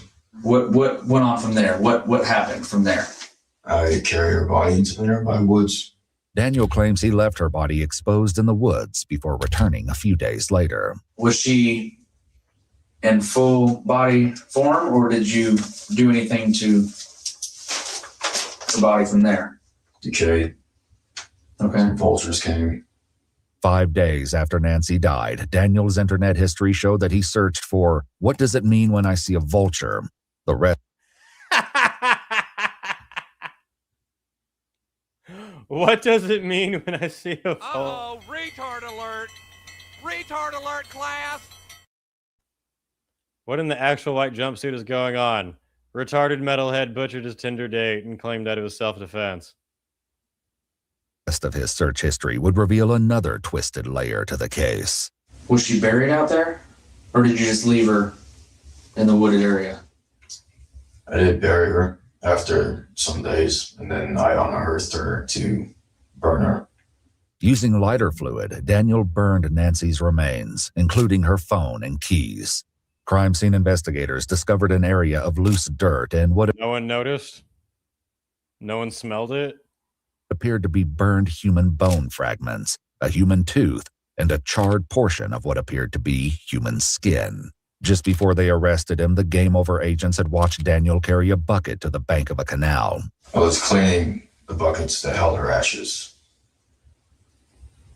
and bones. According to Cops are like, all right, that makes sense. You're free to go. police records, the agents noticed what appeared to be drag marks on the canal bank leading into the water. A human remains detection dog alerted to the presence of human decomposition near the bed of Daniel's truck and in the water across the canal bank. Though Daniel has yet to answer the lingering question of why Nancy would try to take his gun, he ventures some speculation. The more I think about it, it's like she wanted me to, or not wanting to end up here. Mm-hmm. It's clear investigators feel something is missing from Daniel's story, and so they begin to challenge it. So you, a 205. The hardest part about being one of these like interrogators would just be listening to their bullshit. Pound guy with a mother of two, not fully fit, 150 pounds, as you said. You felt threatened enough that you had to take the gun and shoot her. It was too close. It was too dangerous for me. You've gone through military training on how to keep your weapon. She initiated when I was vulnerable. You know that's not what happened. There's not a mother of two, not physically fit lady that caught you off guard when you have military training on know how to keep your firearm and keep it, because you know that you've done two tours? Come on, Timu Tim. Yeah. But I feel like it wasn't a self-defense like you're saying.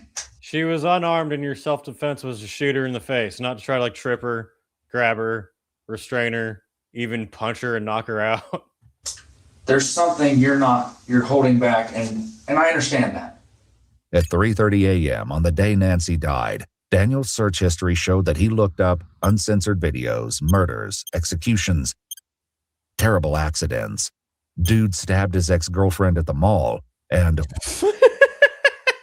woman dies of stab wounds. In the day, The fast way to give a lesson in Brazil. Several men shot dead in a pickup. Crazy dude's body was on the roof for 3 days after he jumped out the that window. followed Nancy's shooting, Daniel looked up. Compound Florida crime. If I lose a lot of blood, how long before I can't put it back into my body? You can't put it back right away, usually. I've never been like, oh no, scoop it up. Does someone have a funnel? Missing This guy is retarded as fuck. persons, Palm Bay, and buckshot wounds on humans. I understand that she has made you mad. Tinder messages, you receiving these nude pics from her and other guys made you mad. I refuse to answer questions at this time. Game over, Daniel. So you no longer want to speak anymore. You're trying to put words in my mouth. That's not what I'm doing. I'm trying to figure this out. Well, I'm done. Okay. Daniel is All right, Team Tim. done talking and is soon arrested. Following Daniel's confession, Nancy's loved ones Damn it, Daniel. were informed about her death. I'm skipping that part. I don't need to hear her mom crying about that. I came to laugh at retard Daniel. Dumbass Dan. There we go. Welcome to the channel, Dumbass Daniel. Friends, which positively identified the remains as Nancy Howery. Following his arrest, Daniel spoke to a friend over a recorded video call and, seeming to forget why he's behind bars, Slayer! made an unsettling comment discussing his military training. He got tan quickly. What the fuck happened? This looks like a different person. Yeah, being in the infantry, yeah, we got trained to kill. I mean, that's just that, man. Daniel Stearns was found guilty of second-degree murder, reclassified with a firearm, abuse of a dead body, Uh-oh, retard alert. Retard alert, class. and altering or destroying evidence. For the first count, he was sentenced to life in prison, and for sentences 2 and 3, he was sentenced to 22 years each.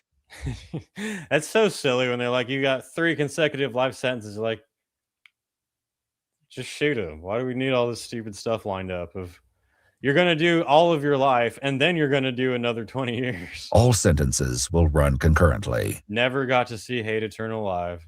In December 2025, Daniel filed an appeal. So check out Hate Eternal. Great advertisement for the band.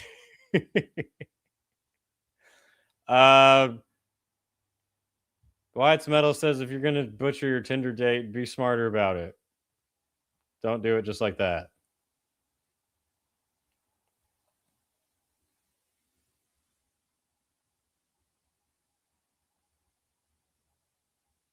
He got mad because she confessed her favorite death metal song was Smell Like Teen Spirit.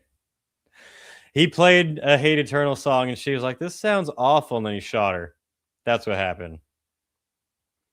I was infantry marine. Not all of us are fucking ridiculous. He was army. There you go. That explains everything, doesn't it? No, yeah. Sounds like an excuse for being a retard to me. Wyatt says don't butcher your Tinder date, even if she's a weird alcoholic who's trying to cuck you. Just don't do it. He is in fact gonna miss GTA 6. He does not get to go to the Slayer Rain and Blood reunion shows. Man, he fucked up. God. So it really ruins try to fight the stereotype of not metalheads aren't stupid, we're kind people. And then you get Timu Tim popping up and you're like, now we've been set back a couple years. Oh, shots fired. Ancient Irish Celt says, Infantry Marine, what's your tastiest crayon? We got army fight happening in the chat now. Yeah, anyone who is familiar with army people, military people, they fuck with each other a lot. Definitely so. Anyway, that's what you get for being a retard. You get arrested. Any update on the new album release? We don't have our album written yet. We have our new single coming up pretty soon. Still waiting for the fucking artwork to be done. Kind of feel like it should have been done by now, but when it's done, you guys will know immediately. But speaking of that, this seems like a good time to wrap up the podcast. Hang on, I'm dying. Shout out to everybody for tuning in. Thanks for making this a fun podcast. I noticed that the numbers dropped a lot when I turned off Matt Walsh. So you guys were lying to me and cost me money. I should have kept his brick ass still on and talking. Yeah, you guys will know when the single is ready fucking immediately. It's been stressing me out trying to get it done. I'll try to go to Maryland Death Fest, but no promises. Flights are kind of expensive. I definitely should be at Milwaukee Metal Fest. We're playing Tulminator. Try not to butcher your Tinder date, everybody out there. Everyone check on your mental health and take care of yourselves, most important of all. For a teaser of the new Dark Insanity single, if you haven't watched the outro of this show yet, the song that is played is the song that we will be releasing as a single. This is a shitty live recording of it, so it will sound better, but at least you can get familiar with it. But with that, take care, everybody. I will probably see you all next week, and new videos coming extremely soon. Play the